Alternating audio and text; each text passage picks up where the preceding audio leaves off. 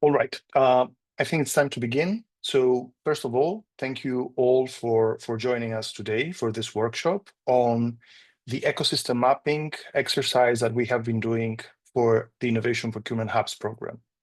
Our focus today is to discuss the initial findings from the ecosystem mapping and the preliminary direction of the support packages we are designing to address the key issues that currently are being faced by public authorities, by public buyers, and by stakeholders across the ecosystem on the demand side in implementing innovation procurement successfully across the European Economic Area.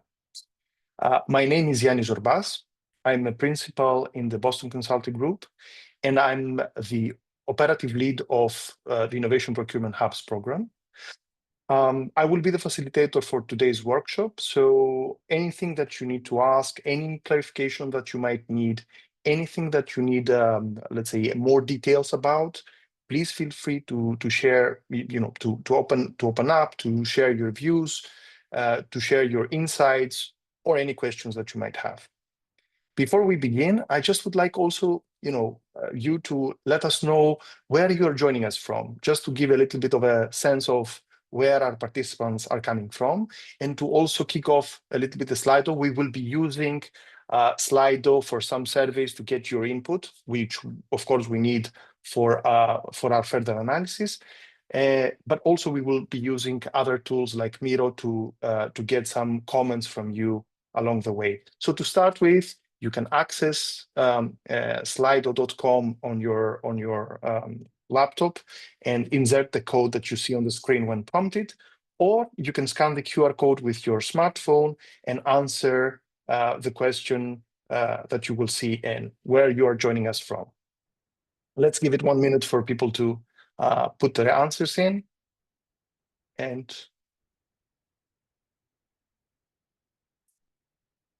okay, we have Spain, we have Belgium,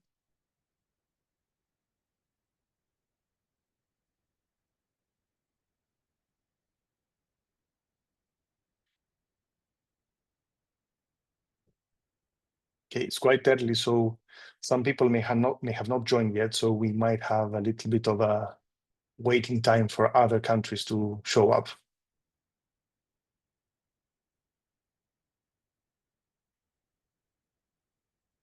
All right, so far, Spain and Belgium, I think, mostly. Hopefully we'll have more representation in time when more people join. Let's get back to the discussion. So,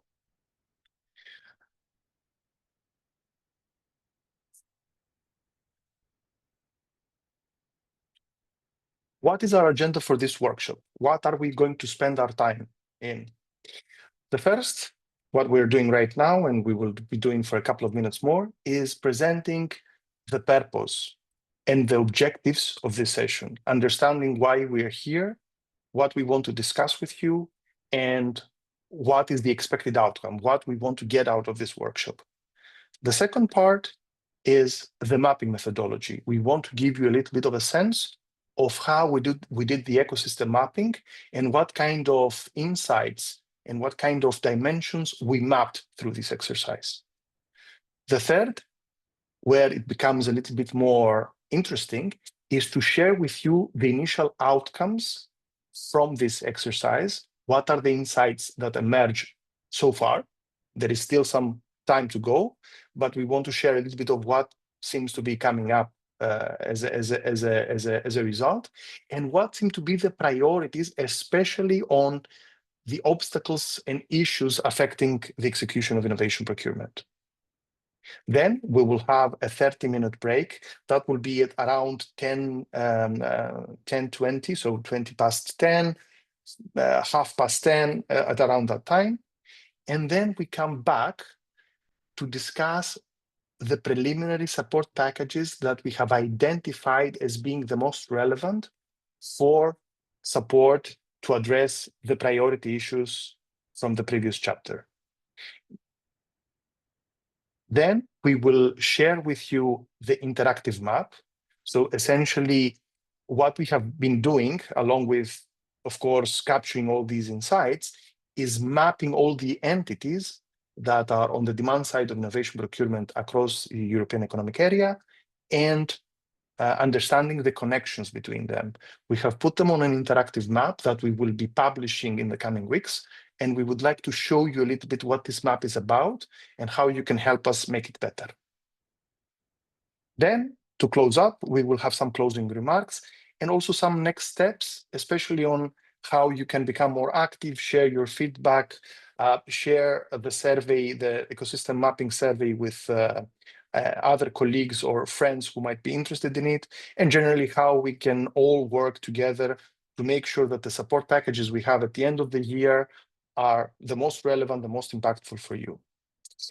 Let's first begin with the purpose and the objectives of this meeting. And for that, I will hand over to Anita Port. Anita is an advisor, innovation and procurement policy advisor in DG Grow, in the Directorate General for Internal Market, Interest, Entrepreneurship and SMEs, and will guide us through the purpose and the goals of today's session. Anita, over to you.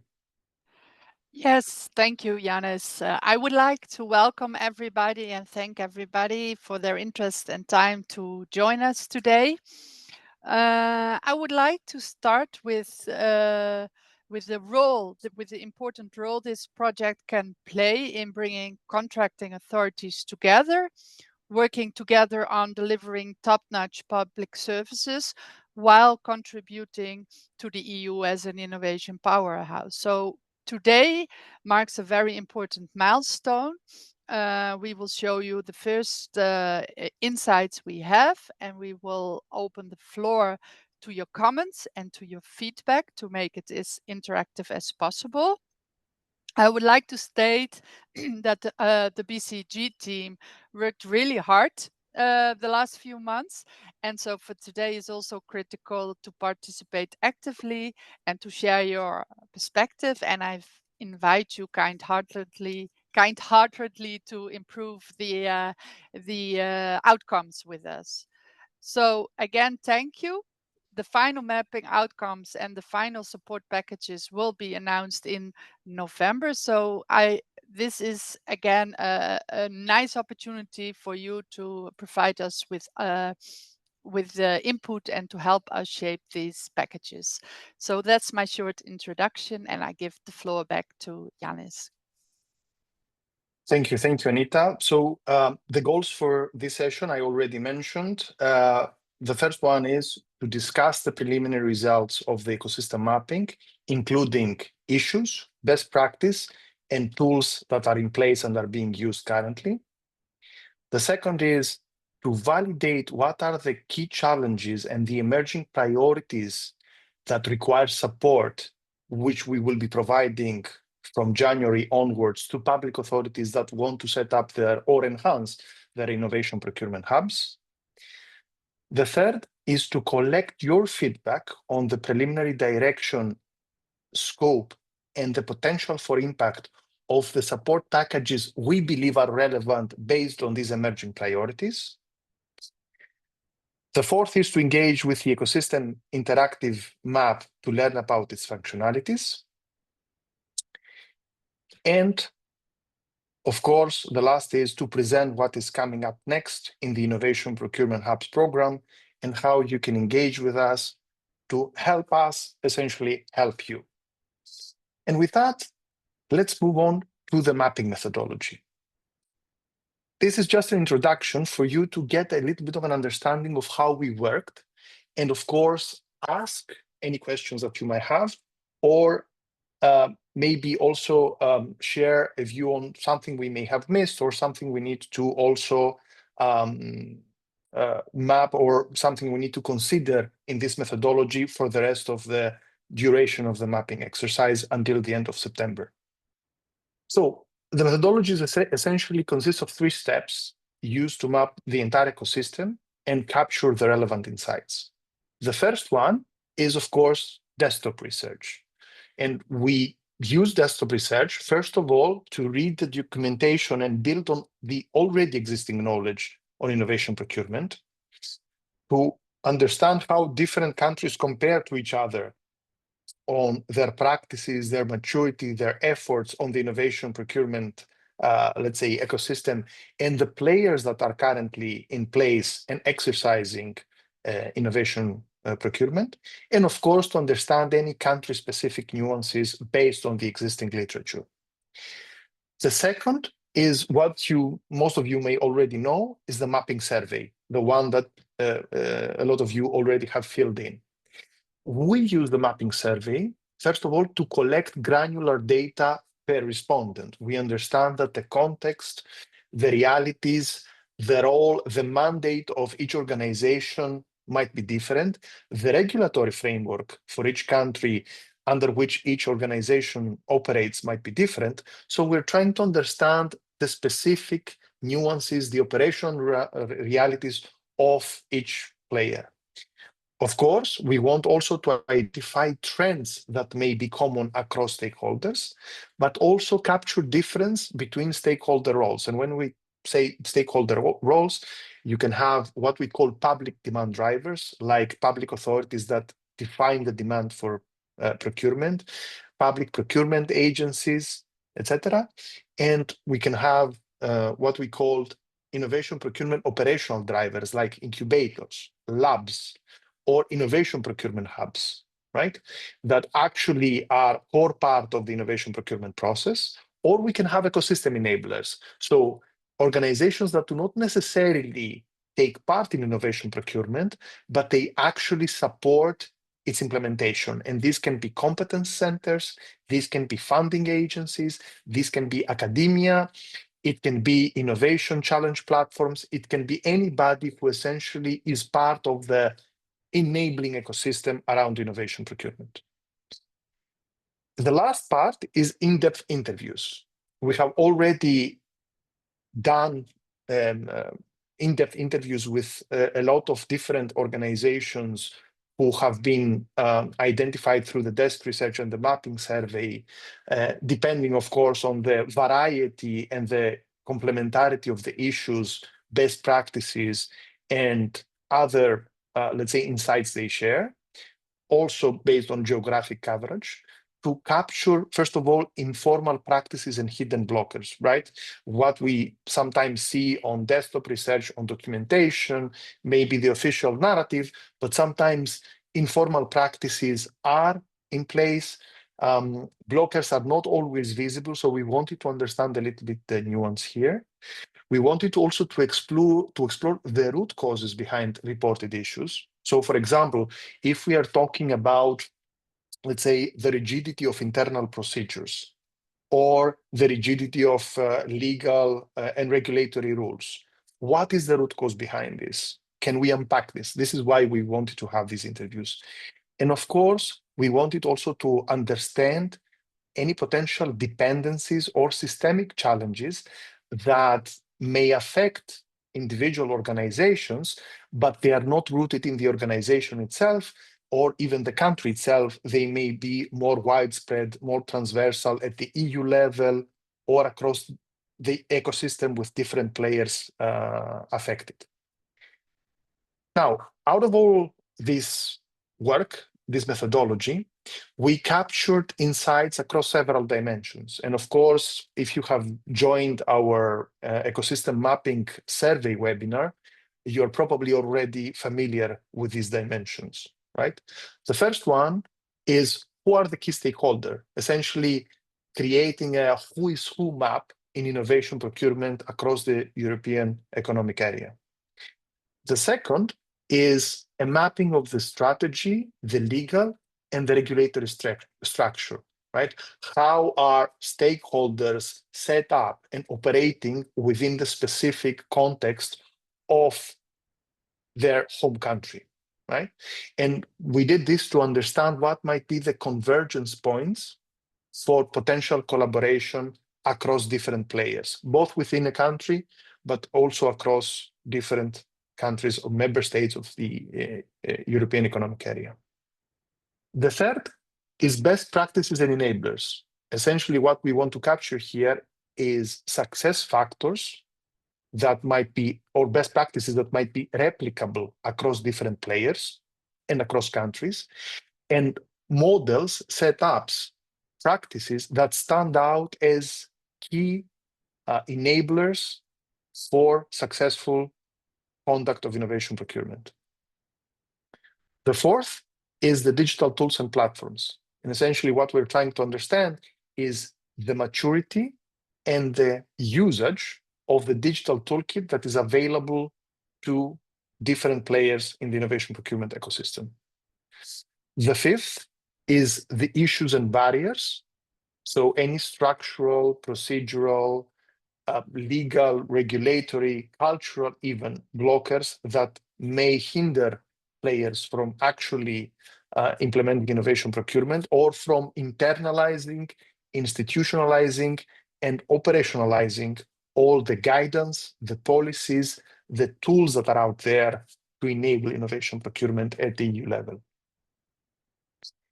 The last part is engagement readiness. We are trying to understand what are the organizations and the stakeholders that are more ready to engage with us so that we build a pipeline for delivering the support and for building the community of practice for innovation procurement hubs, right? Of course, everybody who is interested will get their chance to express their interest and get the support.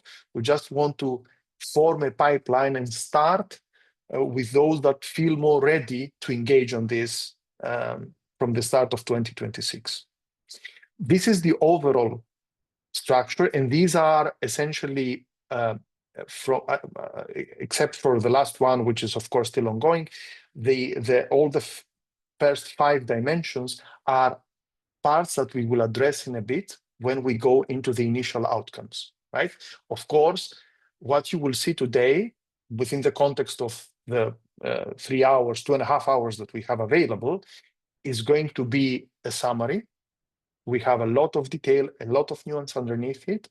What we want to make sure is that you get a little bit of a picture of what the outcomes are and focus primarily on the issues. We want to discuss the issues with you. We want to understand how they resonate with you, how relevant they are for you, and what the priorities are so that we can design the support packages to address those priorities, to address the issues that seem to be more relevant to most organizations across the European Economic Area, the EU and the associated countries in the EEA. Now, before we move on, I just wanted to ask if you have any questions, if there is anything you would like to know in more detail about the mapping methodology. You can open your microphone and ask directly, or you can click on the Q&A button or the chat to type your question. Whatever you prefer, we will answer any questions you may have. We want to be very transparent here and make sure that you understand what we have been doing.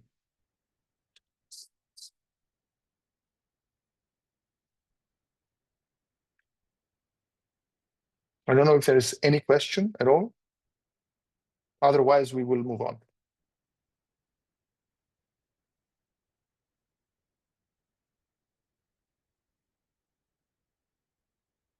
Okay, since there are no questions, let's move on to the, let's say, the core part of why we're here today, to the initial outcomes and priorities. First of all, let's move on to the first dimension, which is the key stakeholders. So mapping captures a diverse set of demand-side stakeholders in terms of both the type of organization they are, but also their home country, which country they're headquartered in. Some of them, of course, operate across different countries, but here we map where they're based on. Now, in terms of type, we have mapped in total 192 organizations. 116 of them are what we call public demand drivers. Essentially, what I said before, the authorities, the agencies, the public agencies that form the demand for innovation procurement, either by expressing their needs or by setting down the, let's say, procurement framework for procuring innovative solutions, services, and products. That might be ministries, that might be agencies, that might be public procurement offices and units, these kinds of players. And these have been, let's say, the bulk of organizations that we have mapped. It's around 60%, 116.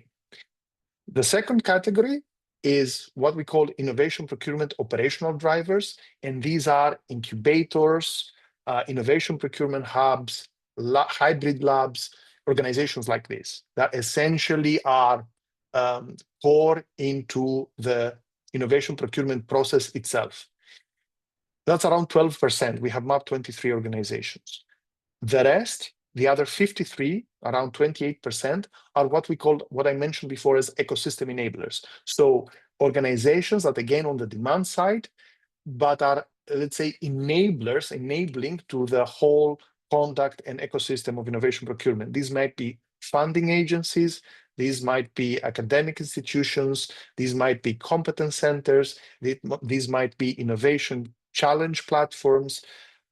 It might be anybody who in some way, any organization that in some way supports the implementation of innovation procurement without necessarily being core part of the process. In terms of home country, you can see that we cover all the European Economic Area. There are, of course, countries with much higher concentration of mapped entities. For example, Spain. Most of the countries have a medium concentration, so we have mapped around 6 to 10 organizations.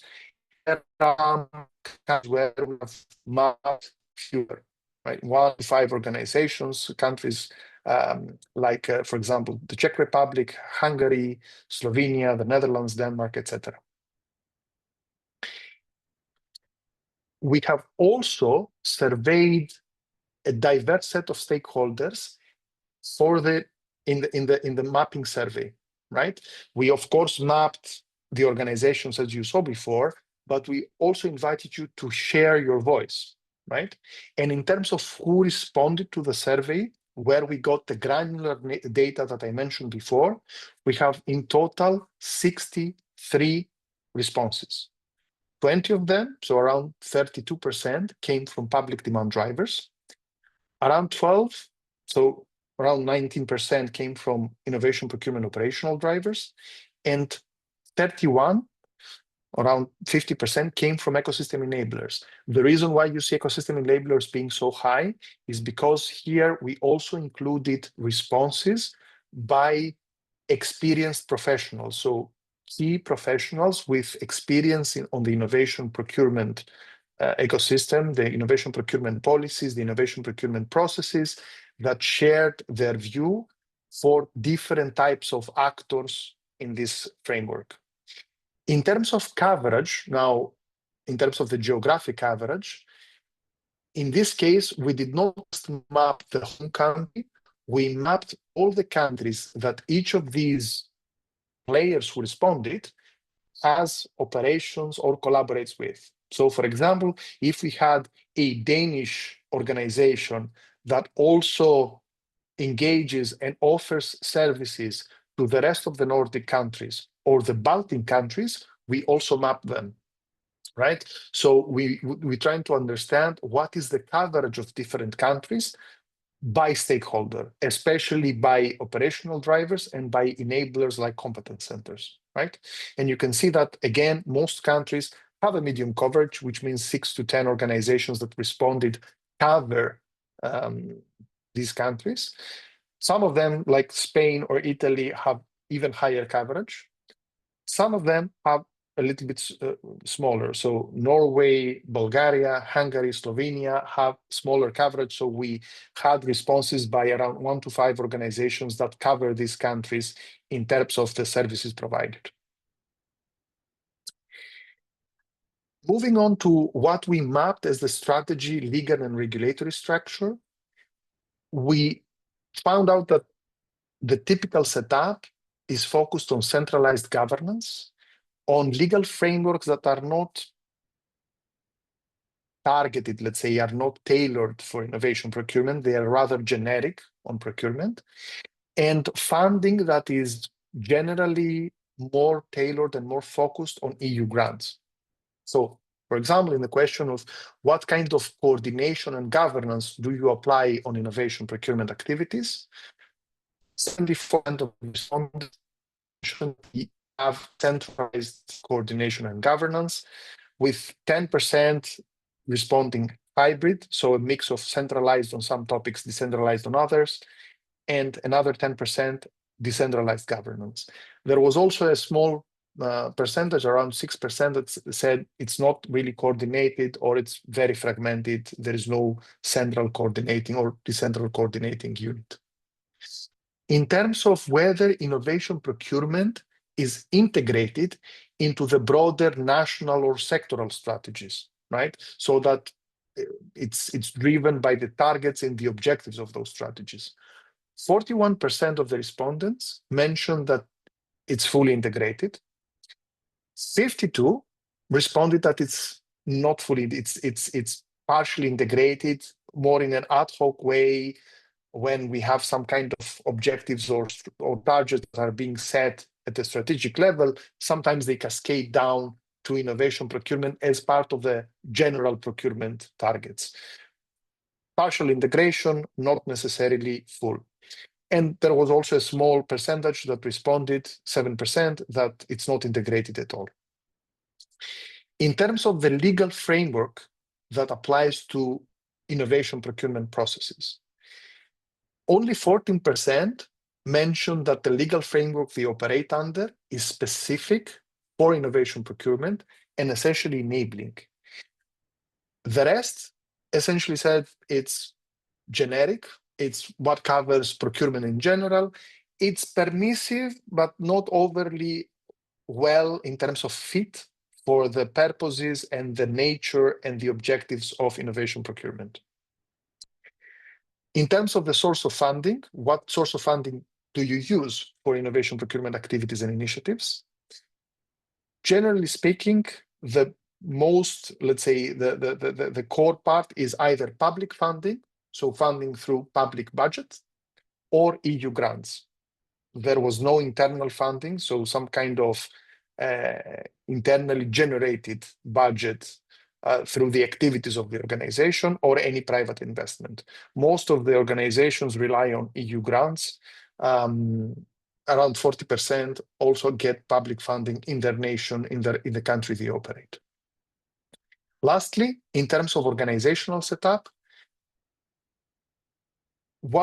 asking what the setup is for the units that conduct innovation procurement, there is a split between either units that exist within a larger organization, so units that may be part of a procurement agency or another organization, a public organization, that are dedicated to doing innovation procurement.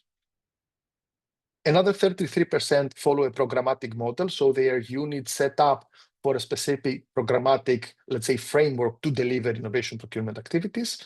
And another third is project-based setups. So essentially, they are units specifically set up for a specific project and conduct innovation procurement within the remit and the scope of the project in question. In terms of best practices, what we have observed is best practices taking root mostly on capability building, on supplier activation, and market engagement. So essentially what you see here is that 41% of the respondents answered positively to at least one best practice concerning capacity and skills. 34% answered positively, affirmatively, in at least one best practice concerning supplier and market engagement, like co-creation. At least 1/3 responded affirmatively in ecosystem and stakeholder collaboration. And then 25% for at least one best practice in digital tools and technology, 20% for strategic integration and institutionalization of innovation procurement. Only 6% best practices in administration and innovation procurement processes.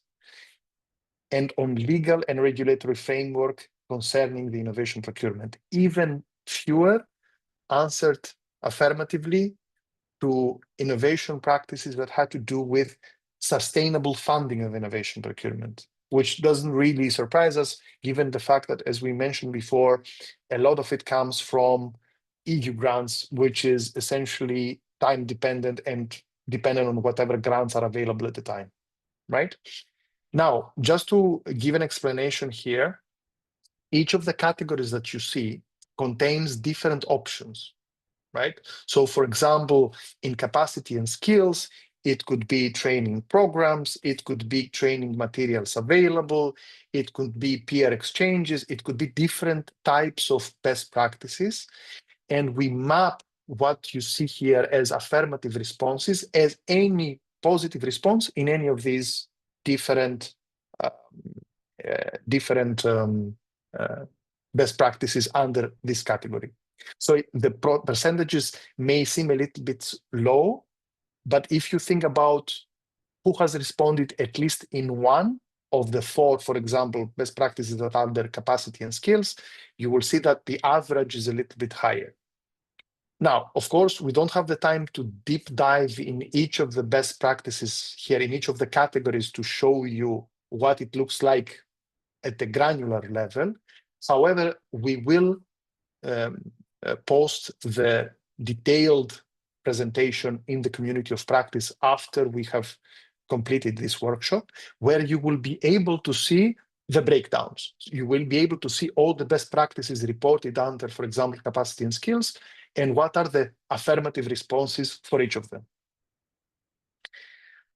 In terms of the tools, the digital tools that are in place, generally speaking, different stakeholders use a variety of tools. Procurement execution portals, of course, are slightly more common because they are also used for general procurement. So it makes sense that they would be used also for innovation procurement specifically. So 24 mentioned using at least one tool from procurement execution portals. Around 90% tools that have to do with training, guidance, and knowledge sharing. 17% for tools that have to do with data analytics and monitoring or supplier discovery and market engagement. Again, 17% report using innovation challenge platforms. 15% report using tools for collaboration and co-creation with suppliers. And 10% respond positively to using custom-built or program-specific tools. Again, the percentages seem low. It's also because a lot of the respondents that have actually responded to the survey may not yet actively do innovation procurement on a routine basis. So the use of these tools may be a little bit subdued.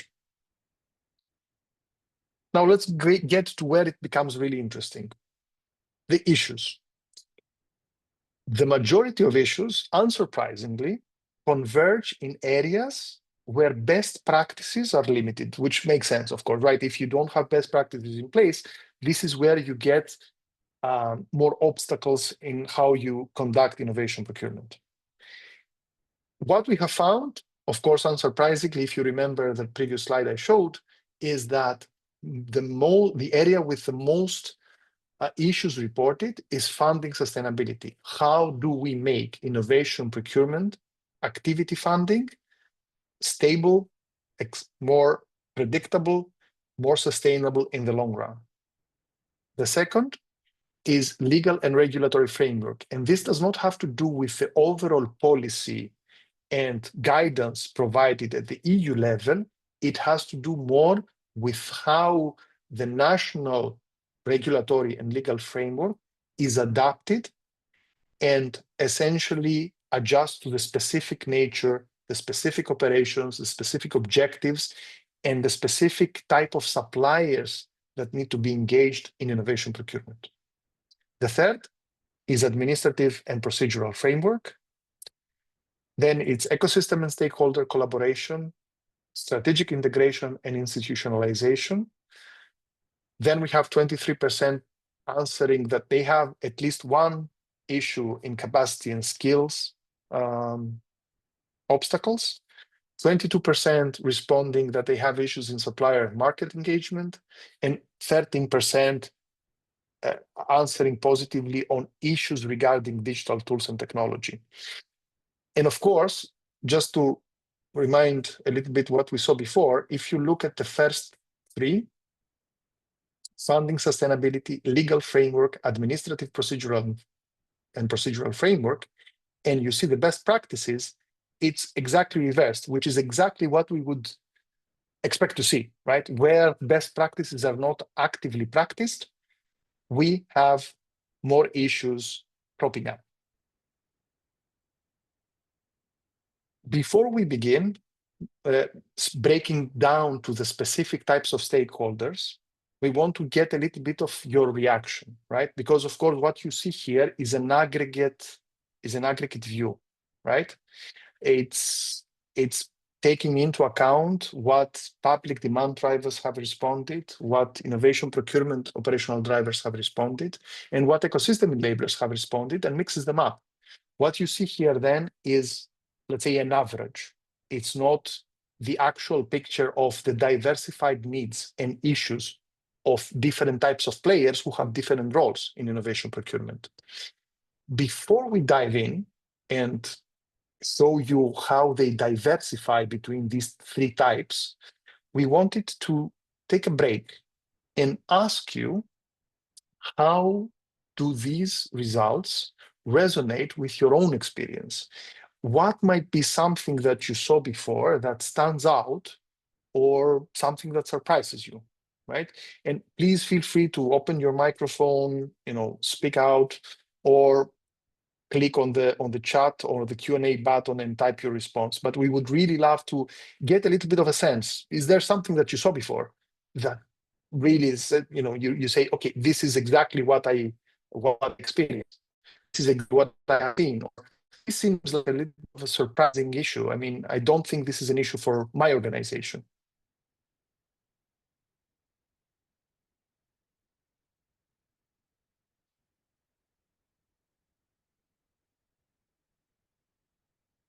Anybody who would like to share their view?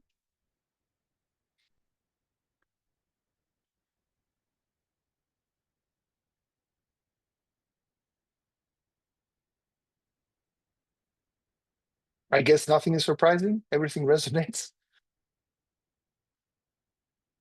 Okay, if there are no comments, by the way, please feel free to open your mic and ask at any point. Don't worry about interrupting. The key issue here is to get your reaction on this. But let's start breaking it down. What does this look like when we go one level or two levels deeper?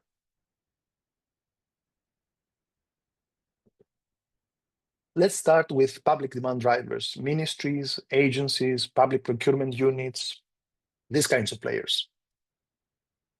Unsurprisingly, issues are more prevalent in comparison with other stakeholders, right? So you see that, first of all, there is a little bit of a divergence between the relevant percentages in terms of the positioning. So, for example, legal and regulatory issues are a little less pronounced, right? But in general, what you see, the yellow lines that you see here is what the aggregate percentage is. You see that in most issues, ecosystem and stakeholder cooperation and supplier and market engagement, public demand drivers seem to be above the aggregate. So more public demand drivers face issues in funding sustainability, in processes, in strategic integration, in legal adaptation, in capacity and skills, and in digital tools than, for example, innovation procurement, operational drivers, or ecosystem enablers. And again, it makes sense. Why? Because we're talking about the organizations that are at the start of the journey or a little bit after the start of the journey. They have not progressed as far as being hubs already. They are not, for example, competence centers that already have the capacity and skills, know how to set up the relevant processes or the relevant administration. are more aware about the funding instruments or the options that exist, right? These are the organizations that typically need the more support to lift off, right? And it also makes sense that ecosystem and stakeholder collaboration and supplier and market engagement seem to be less relevant. It's not because necessarily they are not important, it's because for public demand drivers, other issues are more core. They need to first resolve those issues before they understand how they apply and how successful and effective they are in collaborating with the broader ecosystem and engaging with the suppliers, right? It's a matter of priority in terms of the basic needs. Breaking it down a bit, right? Let's move on to the funding sustainability. Unsurprisingly, again, priority issues emerging include lack of consistent funding and funding and financial rules that are unfit for innovation procurement. So first of all, the lack of continuity. So you see here that 68% respond that this is an issue, right? Funding models are short-term and unpredictable. Projects restalling after, for example, pre-commercial procurement due to missing follow-up PPI support in budgeting, right? You see there is no continuity that ensures that procurement innovation is effective. The second is that the public procurement drivers often report lack of access to dedicated funding mechanism. For example, there is no standard budget line for innovation procurement. All funding is drawn from broader project envelopes. Half of the respondents mentioned that this is an issue. And to cap all of this, they also report around, again, 50% inflexibility in funding rules and procedures. So first of all, that the fact that EU and national co-funding cycles are hard to match with the timelines required for procurement and implementation, and that it's very hard to demonstrate return on investment for innovation procurement, which also limits the justification for such spending, right? All of these three issues seem to be pervasive across public demand drivers that have been part of the survey. Of course, the absence of diversified funding sources is also reported, but to a lesser degree. And you see that all of the three issues that are seen as priority, we have responses that are above the aggregate, above what you see as a yellow line, which is where you would see the percentage if you put all the respondents together without considering their specific type, right? Also to mention something that I didn't mention at the start, that for us to define as an issue here, as a priority issue, we use a threshold of 40%, right? And it's a threshold that we use to make sure that, first of all, we capture something that seems to be relevant to many different stakeholders, and it's relevant enough to help us prioritize the support we need to deliver. Because of course, we can't offer 100 different support packages. We need to make sure that we offer the ones that are the most relevant for the most organizations. So this is how we have assessed the priority. Moving on, administrative and procedural frameworks. Again, public demand drivers report that procedures are too complex, that organizational silos persist, so there is limited interconnection and collaboration between units, and the tool and templates are often lacking.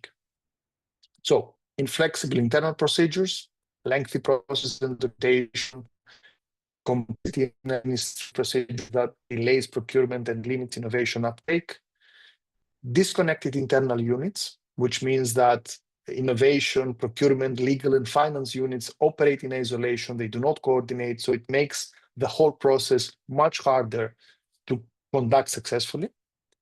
And there is also a lack of internal tools and templates, not digital tools, simple tools like analytics, impact measurement, metrics, any toolkit that is required to guide implementation and give insights, standardized templates or processes. All of these enabling, let's say, foundation that would make conduct of innovation procurement more streamlined. The issue of the existence of a dedicated support function is something that is not shown as pervasively as the other three. So inflexibility in procedures, disconnection between units, and lack of internal standardization, templates, and tools. In terms of strategic integration and institutionalization, there are essentially here, the first part is the lack of political support, right? It's difficult for organizations to get the support at the political level for implementing innovation procurement, also because of political turnover. So when a new government is sworn in, priorities may change, continuity in the kind of support that is being shown, is being committed to innovation procurement may change. Also, integration to national or sectoral strategies is limited. 44% mentioned this is a problem. So either it's not systematically embedded in policy or planning of growth and innovation, or it essentially lacks any kind of integration with strategic direction, with targets, with objectives at the national or sectoral or regional level, which means that there is no way also to measure the impact and the benefit from innovation procurement. The issue of the lack of dedicated designated lead function to coordinate everybody, or of fragmented and overlapping governance, are not as pervasive. As you saw before, when we were discussing the setups, there were few institutions that mentioned fragmented governance. So this seems not to be the pervasive issue. There are still occasions where it is an issue, but not as a priority. In terms of capacity and skills, the first thing mentioned, and it's mentioned quite a lot by public demand drivers, is the lack of innovation procurement specific knowledge among their staff. So they say our staff lacks the specific training and understanding for innovation procurement frameworks and how to operationalize them. The second, a little bit surprisingly, but it still is an issue, they report weak capability for the general procurement, right? So they say procurement skills in general are limited, and there is little capacity to handle the more complex or innovative calls that correspond to innovation procurement. And the third issue is insufficient implementation capacity. So a lot of these organizations say we barely have people to do what we need to do for general procurement. And for sure, it's not enough to do something that requires more capacity and is a little bit more complex as innovation procurement, right? Staff capacity is not sufficient. Units are smaller, especially under EU thresholds. So we rely on basic procurement routes only. Onboarding and lack of access to peer learning are not as responded, not necessarily because they're not important, but because, of course, you need to have all the rest before you can discuss about onboarding or peer-to-peer learning. In terms of the legal and regulatory framework,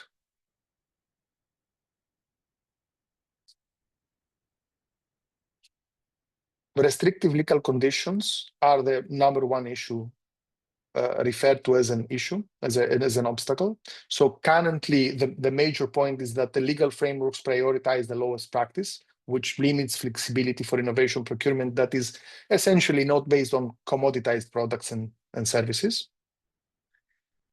And also, ambiguity around audit and compliance creates a fear of implementing innovation procurement, especially from moving from PCP to PPI. So for example, if you do pre-commercial procurement and you have a supplier with whom you co-create a solution for the innovative need, let's say that you have, in some cases, the legal requirements bar that supplier from then tendering in a PPI process because they have an unfair advantage. The point is that the whole point of PCP is to actually create the solution. And if you bar the supplier that actually has created that solution, it defeats the purpose. And because of this inflexibility, it's very hard to move successfully from one framework to the other and actually procure the solution. Of course, other issues like the lack of defined legal basis for innovation procurement, which is essentially a lack of adoption of the EU level policies and guidance at the national level or the regional level, and the misalignment of the legal timeline with the timeline of innovation procurement are also issues that have been reported, not as widespread as the first two. Public demand drivers have also mentioned issues in other dimensions, but with less urgency and pervasiveness. So, for example, as I said before, ecosystem and stakeholder collaboration, so fragmentation of language and terminology, lack of coordination across institutions, lack of formalized collaboration frameworks, and absence of intermediary structures. Again, they're being responded as issues, but less frequently. It doesn't necessarily mean that these are not issues. It means that for these kinds of organizations, they are less prevalent because the basics are not there yet. Digital tools and technology, roughly the same. Supplier and market engagement, again, a similar view. So respondents have mentioned the limited visibility on opportunities, the limited diversity and size of suppliers, the low supplier readiness and capacity to respond to tenders, right? Especially given the current procedural framework, the absence of early engagement mechanism or outreach approaches, communication from us to engage with the market. All of these issues are to a certain extent reported, again, not with the same urgency, because the focus is on building the foundation for these kinds of players. Now, before we move on, we would be very, very grateful if you could, based on what you've heard about the public demand drivers, tell us which of these findings you found most unexpected or surprising. And second, what do you see as root causes behind these issues? So funding availability, strategic integration, issues that have to do with procedural inflexibility, with regulatory and legal inflexibility. What do you feel is the root cause behind it? So what we would ask you to do is to access the Miro board through the link we have shared in the Zoom chat. Insert the code that you see on the page and fill it out by using your computer. I will move on to Miro to show you what it looks like. Let me share my screen. So you can take a sticky from here and write in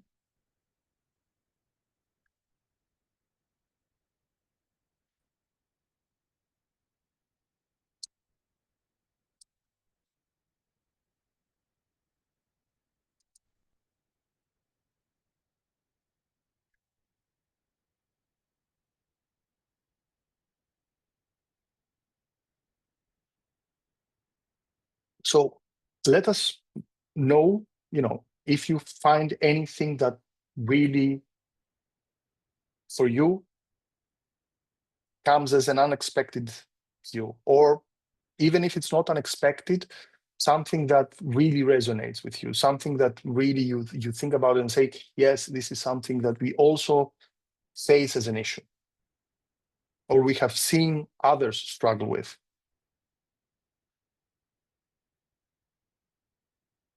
And by the way, please feel free to share any kind of question, or if you want me to focus on a specific slide because you want to revisit the topics, happy to go to that specific slide.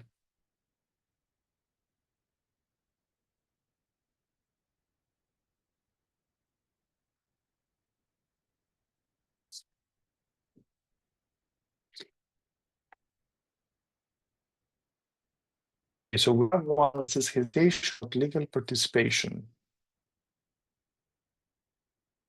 of solution providers. Okay.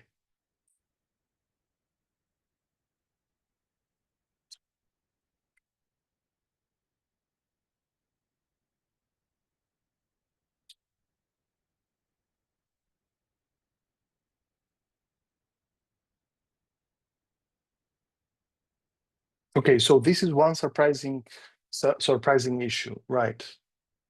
Or something that resonates.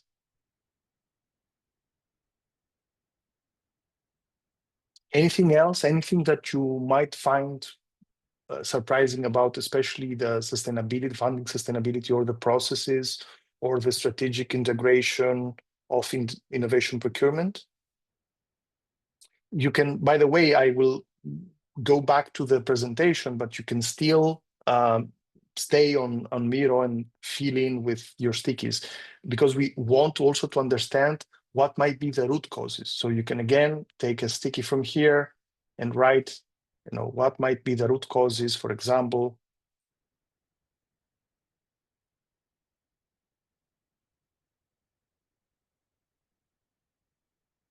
For lack of political support.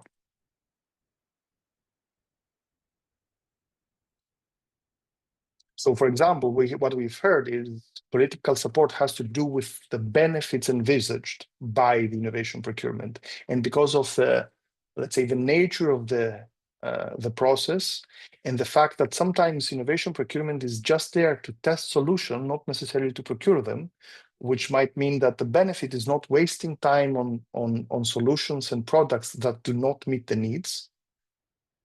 This is something that is hard to justify in political lingo, right? It sounds like a waste of money, which is not what it actually is. It actually is making sure that we do not waste on money, but it's a little bit hard to put into political narrative. So this is one thing that we have heard. But is there any other root causes for any other issues? So, for example, inflexibility of processes, right? Adoption. One other root cause that we have heard is about a lack of an understanding of the benefits of innovation procurement, right? So people feel less inclined to engage in it because they do not understand why it's useful and what are the benefits for them, what they get to actually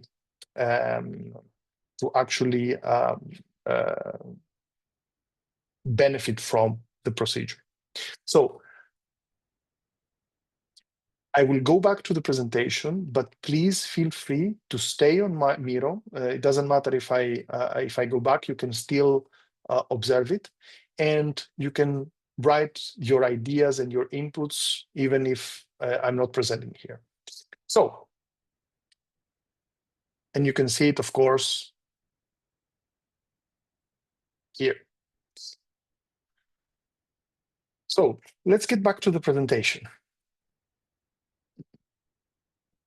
We talked about the public procurement drivers, public demand drivers, but now we need to focus on a different category. We need to focus on IP operational drivers, innovation procurement operational drivers, that are generally more mature. They have already started implementing innovation procurement. So their foundational needs and foundational requirements for implementing innovation procurement are covered in a, let's say, mature way. That means that their issues shift focus to ecosystem and collaboration. So what you see here is that the primary area where issues are reported is ecosystem and stakeholder collaboration, and it's actually higher than what you see as an aggregate, right? So essentially, 37% of the respondents from innovation procurement operational drivers from organizations in this category report at least one issue in that category.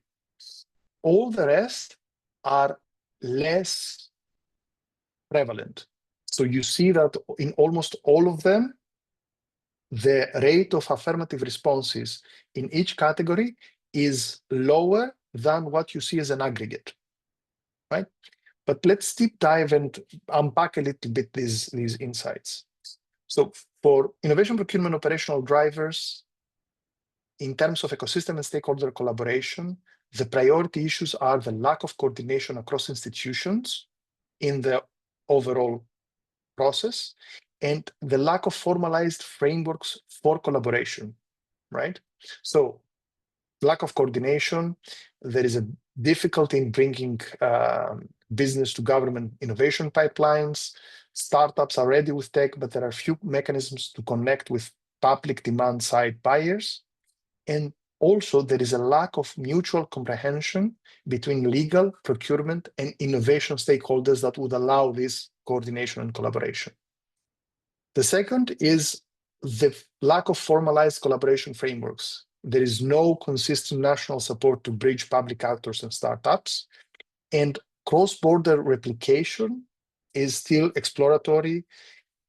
Collaboration mechanisms being piloted under organizations but are not yet standardized, which means that this kind of collaboration is not easy to set up and essentially maintain. Other issues that, like the fragmentation of language and terminology and the absence of intermediary structures, as less prevalent. Again, not because they're not relevant or important, but because the first thing that needs to happen is streamline and formalize the framework for collaboration and then meet the requirements of language and terminology, which again are not necessarily issues of procurement stakeholders. They might be also more systemic issues in terms of EU policies, standardization of terminology, autonomy, implementation of language assistant tools, etc. In terms of administrative and procedural framework, surprisingly, even operational drivers mentioning flexible internal procedures as a pervasive issue, despite the fact that they are more mature. So they do respond that procurement procedures are geared towards traditional models, that the criteria and procedures are very rigid so that they hamper experimentation and early stage solution procurement, and that the bureaucratic steps involved delay procurement cycles and make evaluation too slow for emerging technologies to actually capture the benefit from them.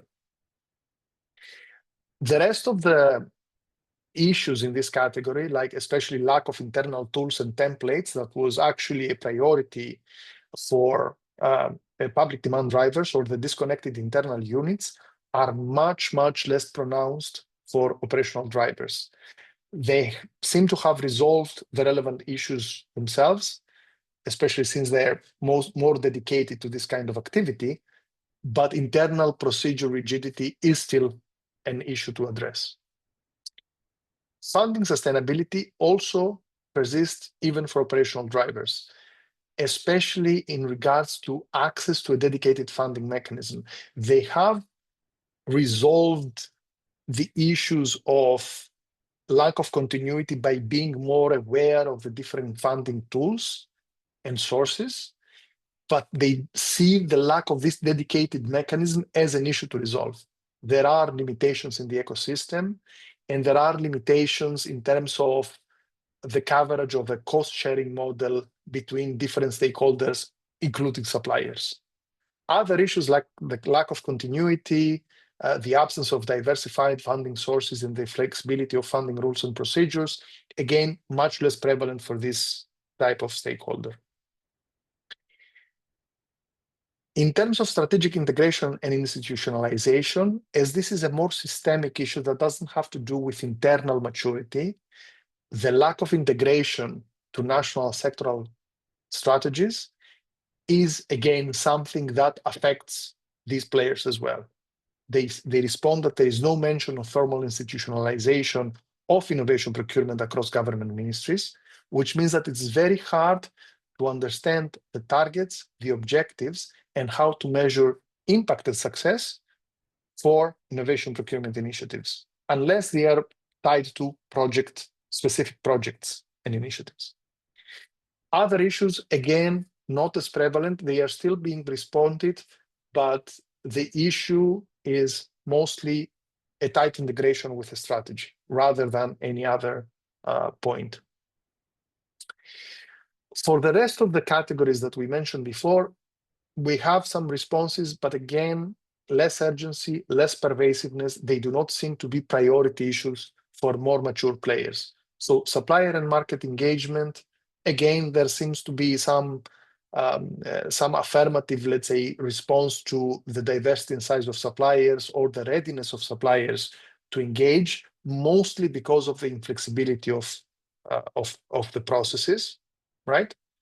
But in general, not as prevalent an issue as others. In terms of capacity and skills, much, much less prevalent because, of course, of the existing maturity of innovation procurement hubs, incubators, and such players. And in terms of the legal and regulatory framework, again, some ambiguity about compliance issues, some concern about the restrictive legal conditions, again, not at the level that we observe for public demand drivers for organization operating in frameworks that are much more restrictive. And in terms of digital tools and technology, this does not seem to be a very big issue for them as well. Now, in terms of innovation procurement operational drivers, you can use, again, Miro to go to the relevant area, to the relevant boards, and share your views on what you find unexpected or surprising, or what you feel are the root causes, especially behind ecosystem and stakeholder enabler collaboration and rigidity of procedures. It's the same concept as before. So you can use the board to share any stickers, any insights that you have about these issues.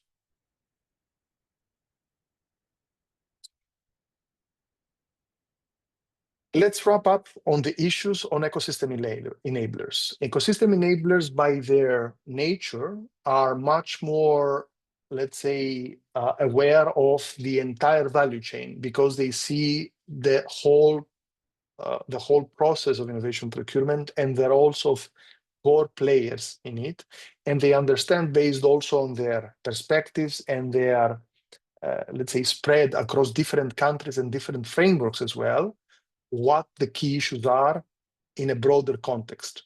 So here we have a little bit of a more mixed view, with legal, ecosystem, and market challenges being higher than average. So what you see here is that funding sustainability, unsurprisingly, is not as is again first in the sequence, along with the legal and regulatory framework.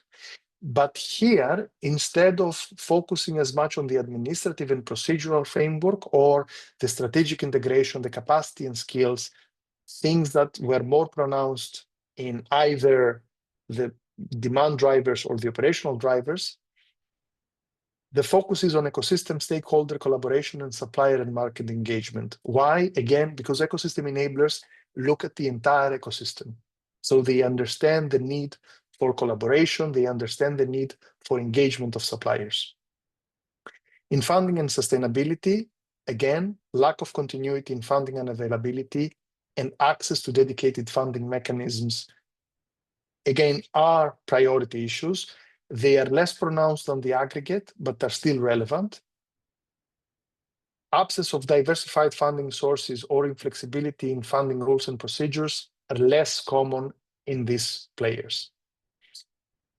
In terms of the legal and regulatory framework, again, restrictive legal conditions are reported as being quite pervasive, as well as the fact that the legal basis for innovation procurement has been undefined in the sense of adapting EU regulation and policies to the national framework.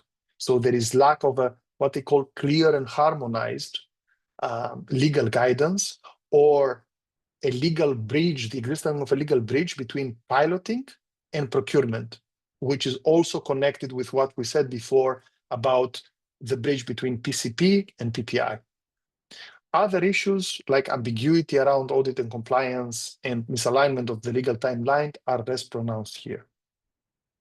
In terms of ecosystem and stakeholder collaboration, there is a focus on the lack of formalized collaboration frameworks, as we mentioned before, also an issue for operational drivers, especially because of the conflicting goals between buyers, suppliers, and other stakeholders. Also because partnerships and collaboration is focused on projects. So they are not systematic, they do not survive beyond the scopes of a specific project. So institutionalized coordination is still lacking. In terms of coordination across institutions, again, there are divergences in the types of resources and the types of coordination required, the priorities that different partners have in terms of innovation procurement, or the different types of institutions or players that need to coordinate, right? Authorities, buyers, funders, innovation teams, all of these may have different agendas, different ways of collaboration, different objectives. Fragmentation of language and terminology and absence of intermediary structures, again, much less prevalent. In terms of supplier and market engagement, here we do have focus from ecosystem enablers to the issue of limited visibility of opportunities on innovation procurement. Specifically, they mentioned that suppliers struggle to spot innovation-linked public tenders, and that SMEs and startups in particular are often unaware or reluctant to engage in early stage consultations. And this affects also the effectiveness of innovation procurement initiatives. Other issues are also reported, but the key point here and the driving issue is seen to be the limited visibility, right? The supplier diversity and size, of course, is still important. Absence of an early engagement mechanism is still reported and higher than average, than the aggregate across other players, but are seen as results of this lack of visibility. In terms of administration and procedural framework, despite the fact that this is not let's say, one of the most important categories of issues reported for ecosystem enablers, one particular issue, the inflexibility of internal procedures, is still mentioned as a core issue by the ecosystem enablers as well, especially when it comes not just to the process of innovation procurement itself, but in terms of how these procedures allow or do not allow coordination and collaboration, especially in cross-border engagement. Other issues, again, are not reported as important or pervasive as this kind of inflexibility of procedures. One other thing, again, on capacity and skills, despite the area not being as priority across, is the fact of the limitations of innovation procurement specific knowledge. What is being reported is that many agencies lack the trained experts to design, launch, or manage innovation procurement in a transnational setting, which is especially important if you want to increase the pool of available suppliers and get innovative SMEs, innovative companies, innovative startups, innovative, even large corporates engage across borders with the most relevant solutions and products. Other capacity and skills issues are not nearly as pervasive as the issue of the IP-specific knowledge. In other areas, we do not see as urgency and pervasiveness, so strategic integration and institutionalization is not reported as heavily as with other players. Digital tools and technology, the same. And this is the, let's say, the wrap-up of innovation, of ecosystem enablers. Again, we would love if you could go in the Miro board and share any points about ecosystem enablers in terms of what findings you might find more unexpected or surprising, and what might be the root causes for the responses we got from this area. By the way, we will keep the Miro open for you, so you don't have to fill it in now. You will have the opportunity once you also get to the relevant presentation posted in the COP to download it. And make sure that you read through, ask any questions also through email, and go in the Miro board and share your views with us, even offline. With that, it's time for a short break, or 30-minute breaks, not very short. So we have around 30 minutes until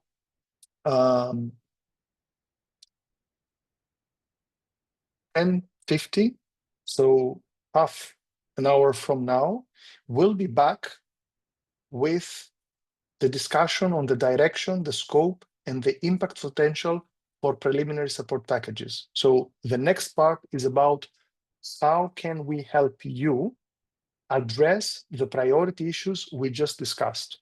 What are we going to do? What are we going to define as the scope, as the activities, as the objective of the support packages we will offer to you to make sure that we address the priority issues that we mentioned before, whether they are strategic integration, whether they are legal inflexibility and legal fit, whether it's inflexibility in processes, whether it is capacity and skills issues, tools, or whatever. So we're waiting you in half an hour from now to discuss what this offer might be. Thank you, and see you in 30 minutes from now.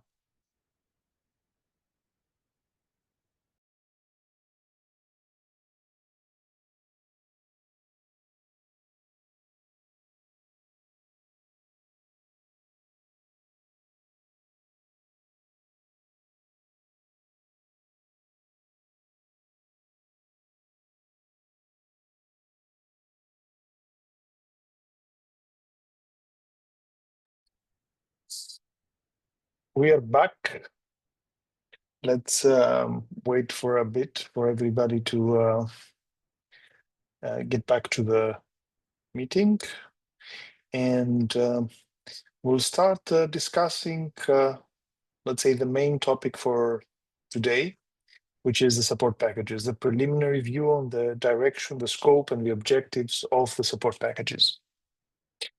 If you have any questions while we're waiting, feel free to share in the chat or open your microphone and ask anything that you might want on any of the topics that we have addressed so far, the methodology, in the insights, best practices, issues, priorities, anything that you would like to know.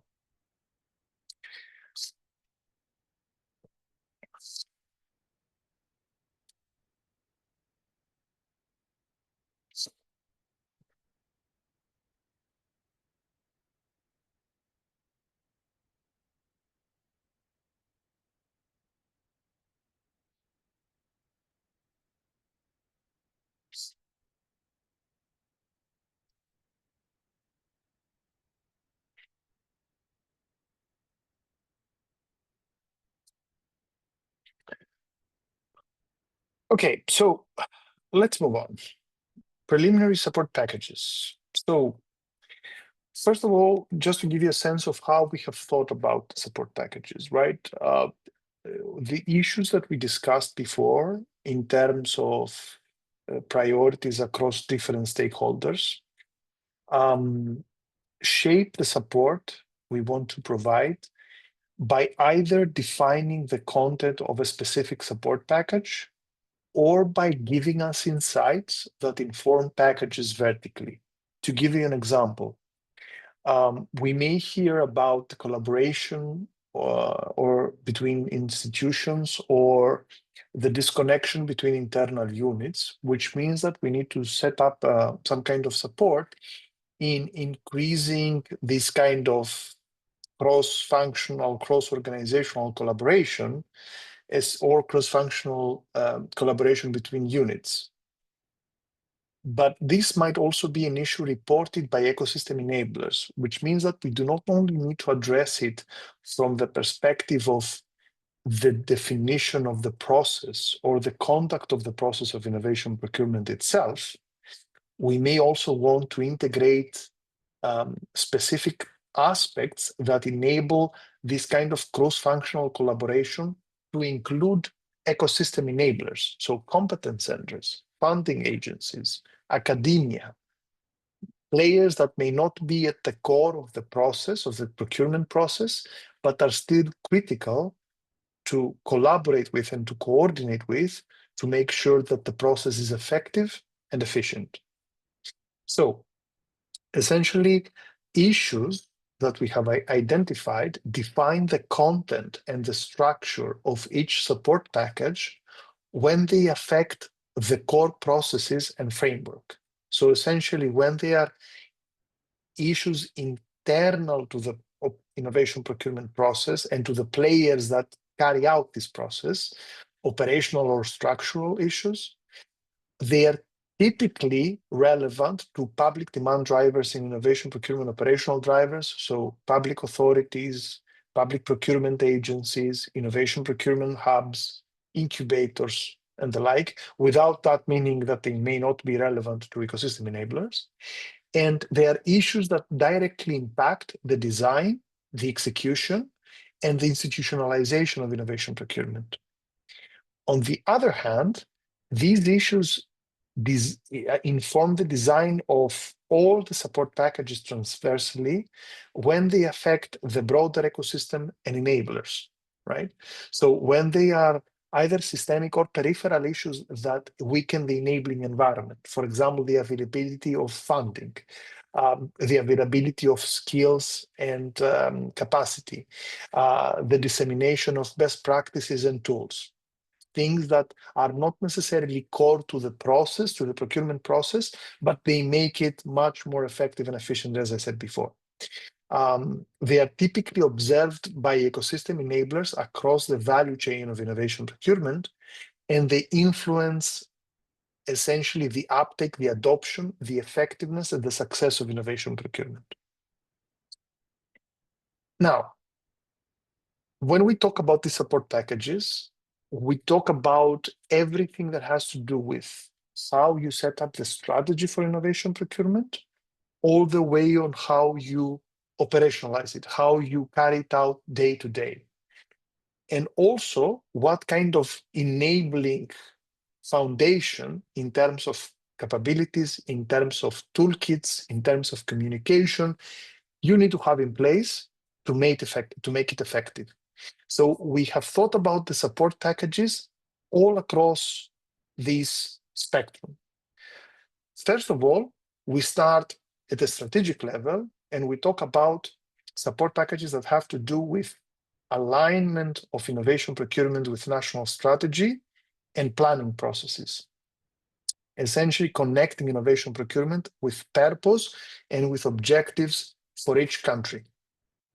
The second are support packages that have to do with the setup of governance and with organizational design for units and organizations required to carry out innovation procurement, especially for innovation procurement hubs. It's essentially structuring management, decision-making, and coordination on innovation procurement activities. The third theme is financial planning and access to funding, where essentially we try to offer support packages that secure and manage, allow organizations to secure and manage resources for innovation procurement on a steady, continuous basis.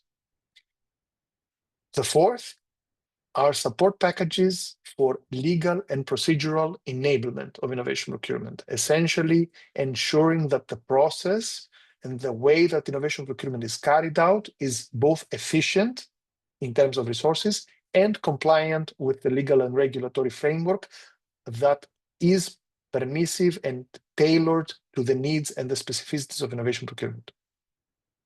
The fifth has to do with support packages that focus on market engagement. So how do we ensure that we engage the widest possible range of suppliers effectively. Apart from this, we also have the enablers, so support packages that focus on enabling issues. First of all, capability and culture development, ensuring that we build the mindset and skills to conduct innovation procurement internally in organizations. And the second is tools and infrastructure and technology, providing a common toolkit to streamline execution and to enable collaboration, engagement, process speed, process quality, all of the specific elements that make organizational design, financial planning, processing, engagement effective and efficient.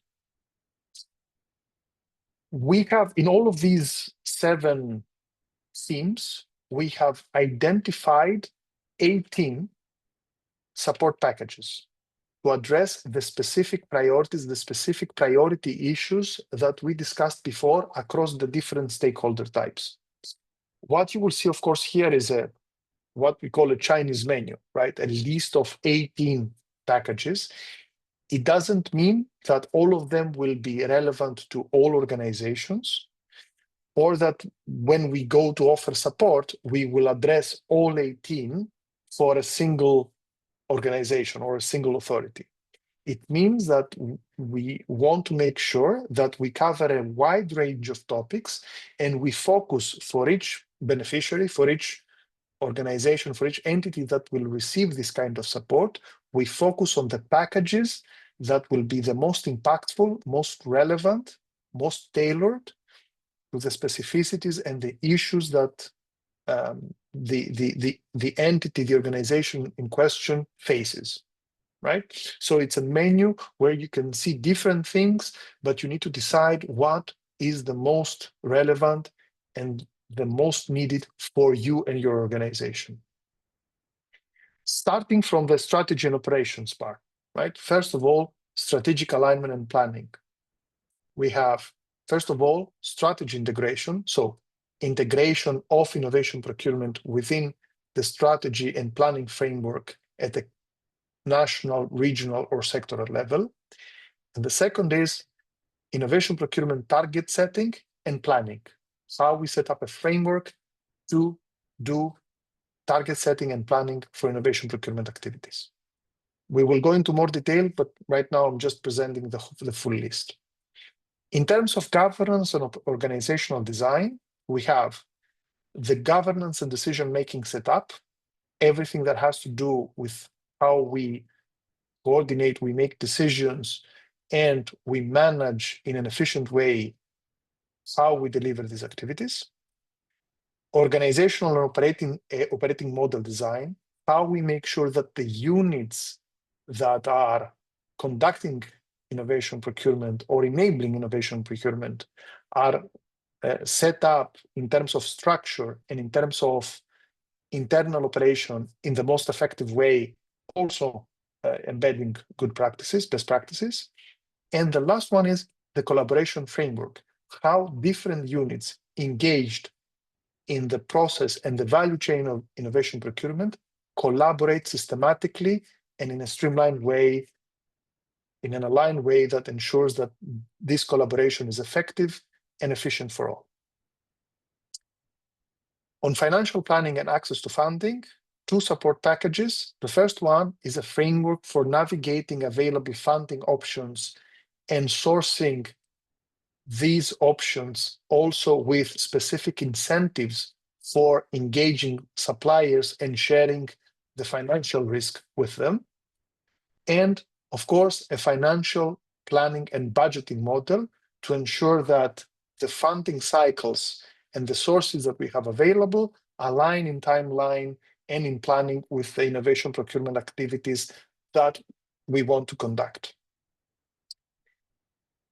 On legal and procedural enablement, this is the theme with the most packages, of course, because of the, let's say, the broad spectrum that it addresses.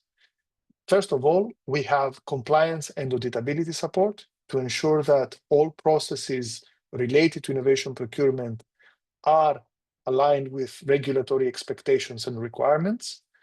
The second is legal and regulatory adaptation, helping national or regional authorities customize their legal and regulatory framework to the specific nature and needs of innovation procurement and create a more tailored, more enabling legal environment. Creating a model for contracting and negotiation that is specifically tailored to the types of suppliers and the types of products, the types of solutions, the types of services that are relevant to innovation procurement, and also creating a framework for co-creation if it's not already in place. How suppliers and buyers collaborate to co-create solutions whenever needed. The next one, the next support package, is about documentation and standardization of processes, either internal or cross-functional processes that have to do with handovers between different units, different organizations, different roles, to make sure, first of all, that there is clarity on who is doing what, and that we standardize these processes as much as possible to make them more efficient and to ease the training and the capacity building for people who are engaged in these processes. And of course, the last one is process redesign and leaning. Documentation and standardization is fine. Sometimes inflexibility is embedded in these processes. And in these cases, we need to make sure that we rethink about them. We try to adopt all the best practices that already exist to make sure that these processes are much more efficient, that what we call the user journey, so the supplier journeys or even the buyer journeys, are simpler and more intuitive, and we remove the burden of bureaucratic administration especially from suppliers with smaller capacity, with smaller know-how in participating in tenders. The last theme on strategy and operations is market engagement, where essentially we focus on one support package, which is innovation procurement, communication and engagement model, essentially how we optimize the way we engage suppliers through early communication, through engagement approaches to ensure that we attract the biggest possible pool, diversified pool of suppliers for innovation procurement activities. On the side of enablers, on capability and culture development, we focus on two support packages. The first one is the development of a leadership mindset.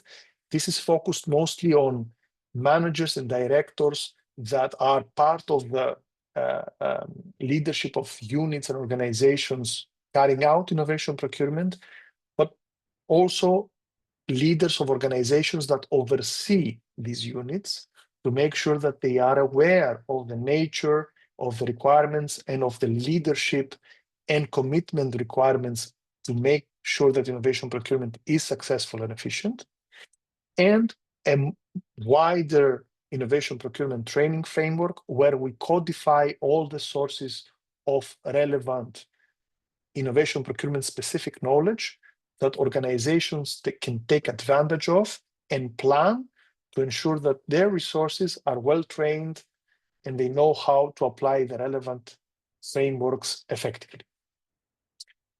In terms of tools and infrastructure, again, two support packages. One is an innovation procurement template suite to make sure that we provide relevant templates, standardized as much as possible, but also tailored to the specificities of a specific, an organization that operates in a specific country with specific requirements, with a specific market and operational realities, to make sure that these templates are actually available both for buyers and for suppliers and make interaction and engagement much easier.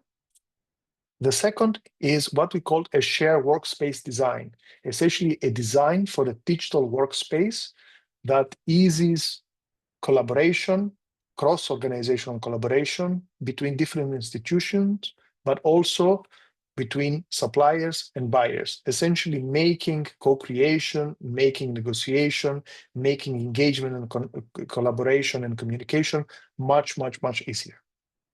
This is the overview.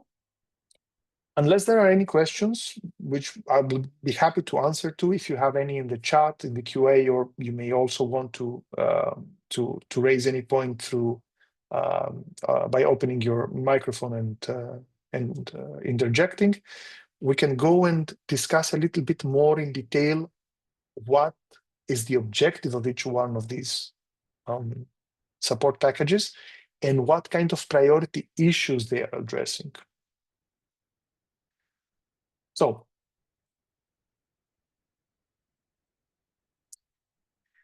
let's focus first on strategic alignment and planning. The first package, as we mentioned before, is strategy integration, which is essentially aiming at embedding innovation procurement into the specific growth and innovation strategies at the national, the regional, or the sectoral level. And the key issues that these support package addresses is the lack of political support and the lack of integration to these strategies as reported by relevant players.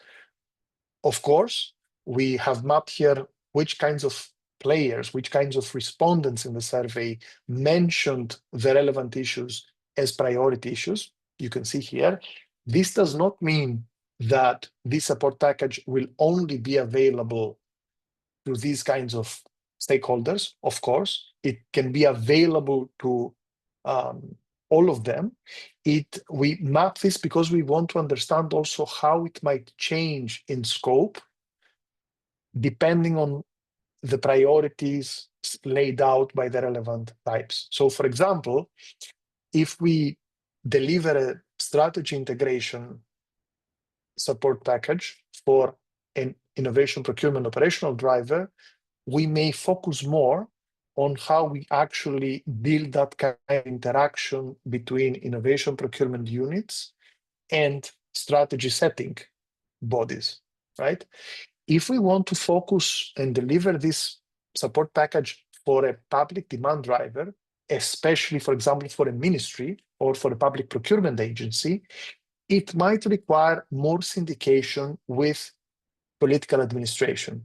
Why? Because we need to build a narrative on why innovation procurement is useful and why it needs to be aligned with the overall strategy of the country on specific growth and innovation targets and goals, right? So the scope and the level of interaction with different stakeholders depends on the specific needs and the specific prevailing issues that may be relevant to each of the beneficiaries that receives this kind of support. Similarly, we have the target setting and planning framework, where essentially we aim to set up a model for setting innovation procurement objectives, targets, and KPIs based on strategies they are linked with, and also establish a planning model for resources, for capacity, for budgets, based on these targets, right? And of course, as you see here, it's not necessary that we may have a strategic alignment and planning support package, but it also affects not just issues that, or addresses not just issues that are on strategy integration, but issues that may have to do with ecosystem collaboration and issues that may have to do with funding sustainability, right? So we are trying to address all the issues that we discussed before across the spectrum, not just from an operational perspective, but also from a strategic one.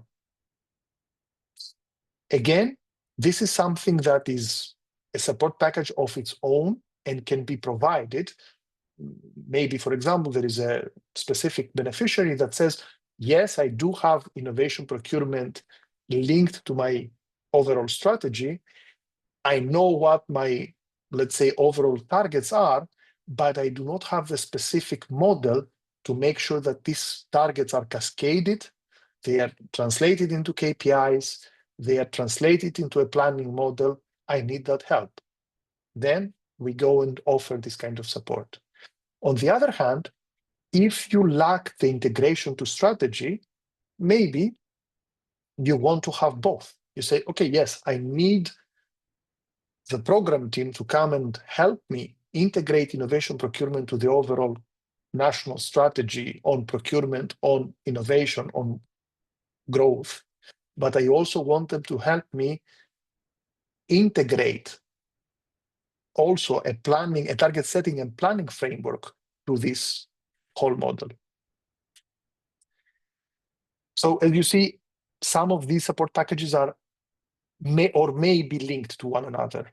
It's not necessary that you only take one of them. You can opt to say, okay, I want both because both of these issues are priority issues for me.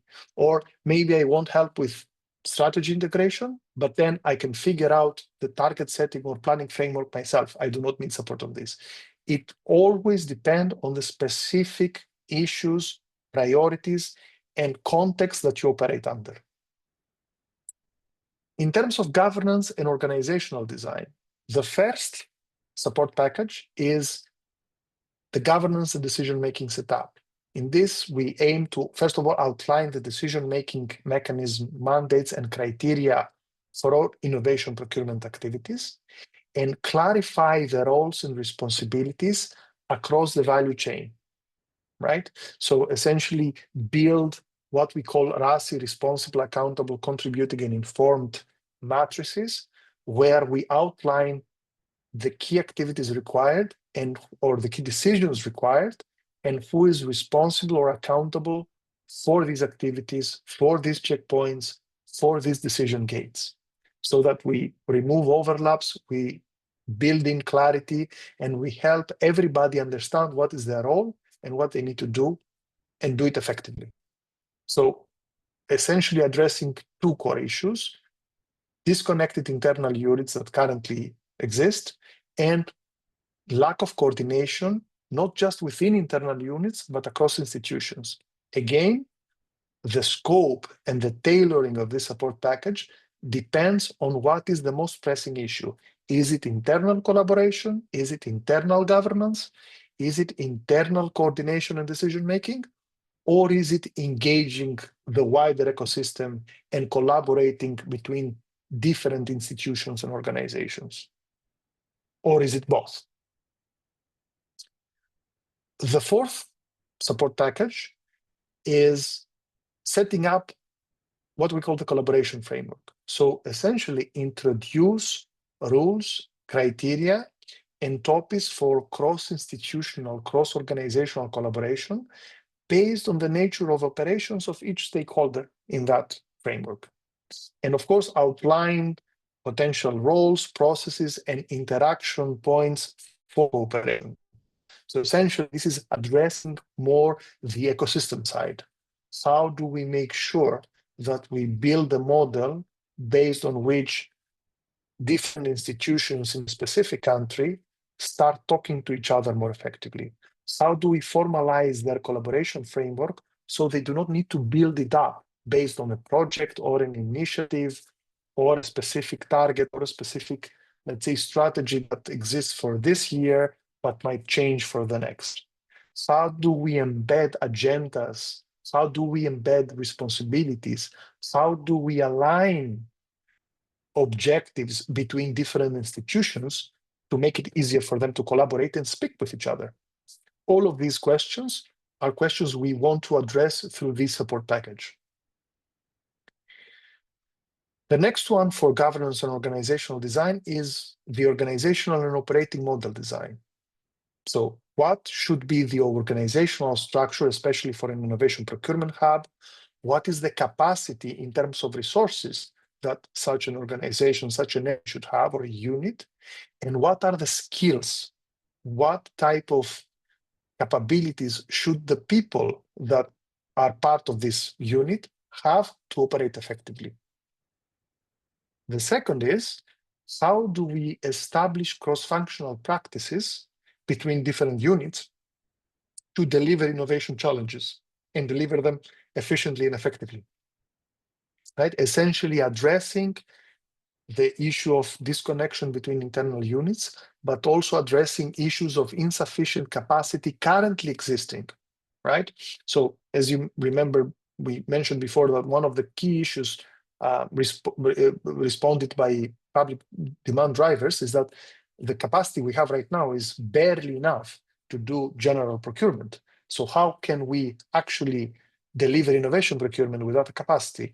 This support package is aimed at resolving these issues and making sure that this kind of capacity, this kind of capability, this kind of structure is clear and to the degree required, ring-fenced. Now, in terms of financial planning and access to funding, the first support package for this theme is the funding navigation and sourcing framework, which aims to codify all the available sources for funding. It may be public, it may be internal, it may be EU related, it may be any combination of all these. We want to codify all these sources to provide visibility on where they are, what are the eligibility criteria, how you can access them, and to provide recommendations on also setting up financial incentives for suppliers and multi-level co-funding. So how you can combine these different sources in a way that creates a bit of continuity and predictability in the funding, in the seasonality of funding across the year for innovation procurement activities. The second objective is to align the allocation of funding along with the objectives and the targets set from strategic alignment and the planning framework that we discussed before, right? So once you plan your activities, once you know what your targets, your KPIs, your objectives are, how do you make sure that the funds you have identified are allocated optimally? Again, the key issues here is, first of all, create what we call the dedicated funding mechanism, a codification of the combinations of different funding sources you can use, but also establish a little bit more predictability and continuity in the availability of funds. Once we have this in place, the next support package is how we create a financial planning and budgeting model. So essentially, we aim to streamline the innovation procurement initiatives with funding schedule and the relevant targets. We take this allocation from the previous part and we put it on a plan. We say, okay, this is where we release funds. This is the budget for each initiative. This is how we allocate the resources, the financial resources we have.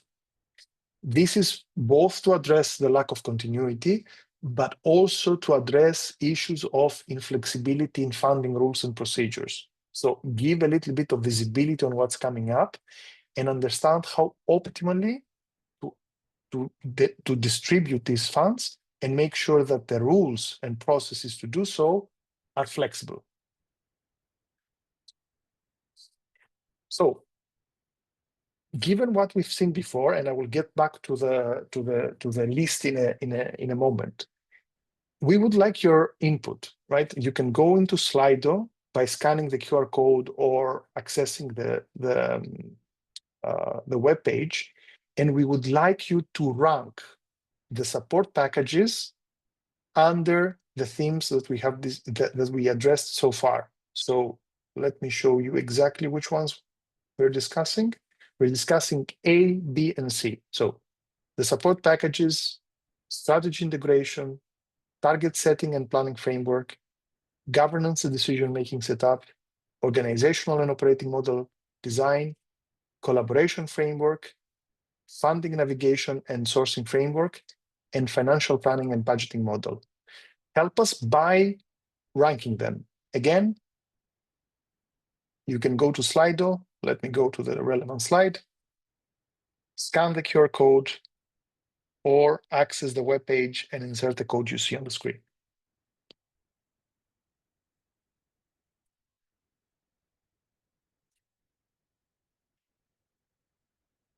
I'll give a minute to see if we have any responses in terms of ranking.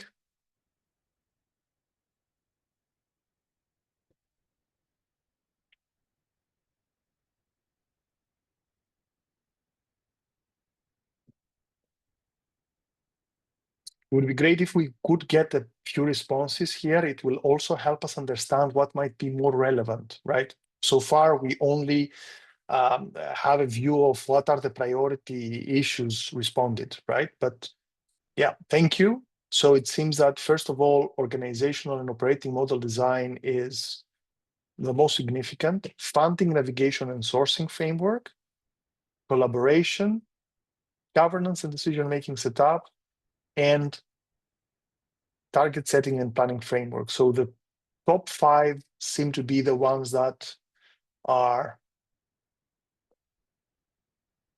most relevant. Thank you for this. If there is anybody else who would like to add their view here.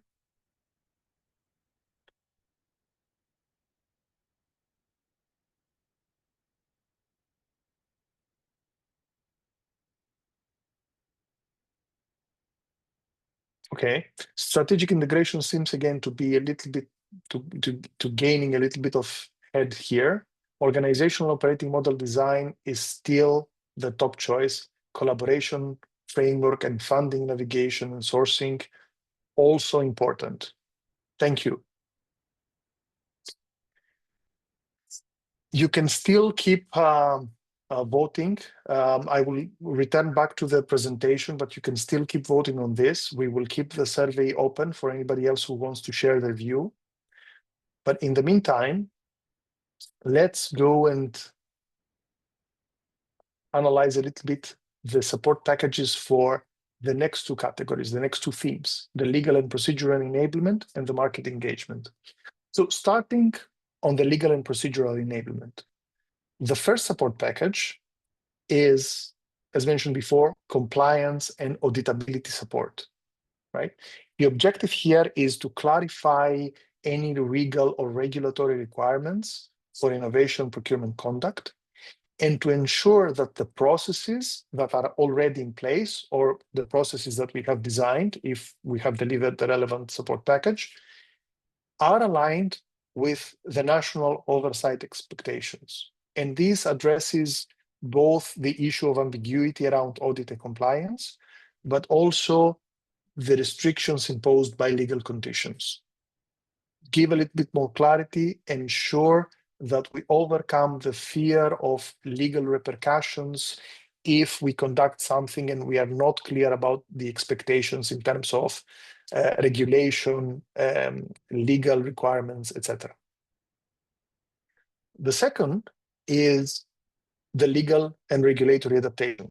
So how do we provide recommendations for policy and legislation changes in line, of course, with the EU framework to enable flexible procurement rules and practices that are specifically tailored for the type of procurement and the type of suppliers we want to engage. Again, this is aiming to address the issue of restrictive legal conditions, make them less restrictive without creating additional risk, of course, but also defining the legal basis for innovation procurement if the national framework has not yet adapted to EU standards. Again, the scope of this support package may change depending on the context and on the specific needs of the beneficiary who is receiving, right? Sometimes it might have to do with a legal, let's say, permissiveness in how you make the whole process, how you make the engagement of the market, and how you enable collaboration, and what kind of administrative and legal requirements you put in innovation procurement initiatives. Sometimes it may have to do with the legal standing of different players in the ecosystem, right? It depends, again, on what we are trying to address as current inflexibility in the legal and regulatory framework. The next support package for legal and procedural enablement is the contracting and negotiation model.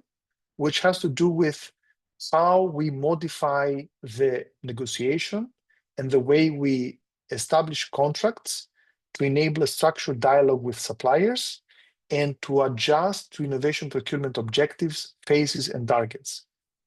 As you know, a lot of these initiatives have to do with pilots. They have to do with specific outcomes. They have to do with specific gates that essentially indicate whether we can proceed with normal tendering and procurement or not. And we need to make sure that the phase before that allows us to have a collaborative engagement with the supplier, and to also rope in other stakeholders on the demand side in a way, again, that is aligned and collaborative and meets the objectives of each stakeholder within the initiative. Again, the key issues addressed here is the lack of formalized collaboration frameworks, of course, especially with suppliers, and the inflexibility of internal procedures, especially in contracting. The next support package is the co-creation framework, which aims to streamline the practices we put in place for co-creation between suppliers and buyers, and to establish the rules, responsibilities, and interaction points for this co-creation. And of course, to define the agenda and the expected outcomes of co-creation sessions. If we are going to do co-creation, what should the collaboration be aiming at, and what are the outcomes that we should aim for the sessions where we collaborate, right? Again, addressing the same issues, the lack of formalized collaboration frameworks, and the flexible internal procedures. Make collaboration between buyers and suppliers more fluid, more flexible, more efficient and effective. The next one is process documentation and standardization. This support package aims to codify the existing processes to identify any relevant variations, so exceptions to the documented processes that are implemented, but nobody knows about them because they're not codified anywhere, they're not documented anywhere, to identify and remove any potential overlaps, and of course, to map any checkpoints and decision gates to make sure that people are aware of where these checkpoints, where these decision gates exist, who is responsible to conduct these checkpoints and decisions, to make the decisions, and of course, to ease handovers and standardize the way these processes are being delivered. The second objective here is to standardize any existing templates and documentation that may be in place, and significantly, especially when we're talking about different institutions collaborating with one another, to align the terminology and the taxonomy used in the documentation. So make sure that we address any miscommunication issues. And that, of course, addresses both the lack of internal tools and templates, the limitations in specific by standardized documentation available, of course, making internal procedures a little bit more flexible, standardizing them, making it more efficient to carry them out. Even more than that, we can actually do process redesign and leaning, where what we do is we essentially redesign both the supplier and buyer journeys, how we start from identifying a need all the way to collaborating, tendering, deploying the solutions, make them more intuitive, understand what is the real value in the journey from the first point of identifying the need all the way down to deploying the solution, and simplify the underlying processes with particular emphasis on the procurement processes. Procurement starting from even from, let's say, the identification and codification of, and the engagement and the communication of the need, all the way to tendering and beyond, and measuring and tracking, right? Again, with the aim of addressing the current rigid procedures, the current bureaucracy, the current, let's say, administrative overhead that makes innovation procurement slow and ineffective. In market engagement, as I mentioned before, we have one support package, which is the innovation procurement communication and engagement model, aiming to set up an early communication mechanism, tagging for innovation procurement opportunities so that suppliers and other interested players may be able to find them, locate them easily, and a consolidation model for innovation procurement opportunities. So a way for us to communicate these opportunities in a way that brings them up and ring fences them against any other general procurement, in line, of course, with any existing procurement tools, platforms that are already in place. The key issues addressed here, of course, is the limited visibility on innovation procurement opportunities, especially for suppliers, and of course, the lack of formalized collaboration frameworks. By communicating and engaging in a more transparent, more streamlined way, allows different players to engage proactively and in a more structured way. Now, given all of the packages we described for these two themes, the last two themes, we would like to ask you again if you could help us rank them, right? In this case, we want to rank the ones that you see on the right-hand side. So all the packages under the legal and procedural enablement, compliance and auditability support, legal and regulatory adaptation, contracting and negotiation model, co-creation framework, process documentation and standardization, and process redesign and leaning, and also the IP communication and engagement model. So we would love to hear from you again through Slido. You can access the link or scan the QR code and let us know what you feel is the most relevant and important for you as a support package. Again, you can see the relevant packages here.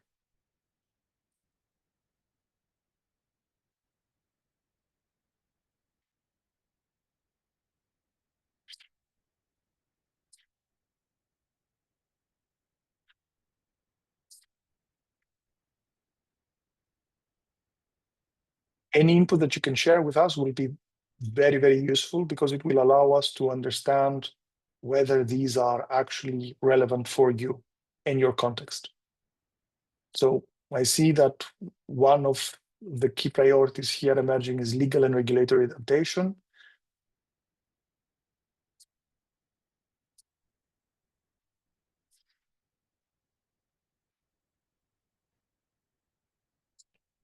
Okay, co-creation framework also important. IP communication and engagement model, yes. Contracting and negotiation model, and process redesign, documentation and standardization. Okay, so it seems that we have more responses here. So it seems that these support packages might be a little bit more priority.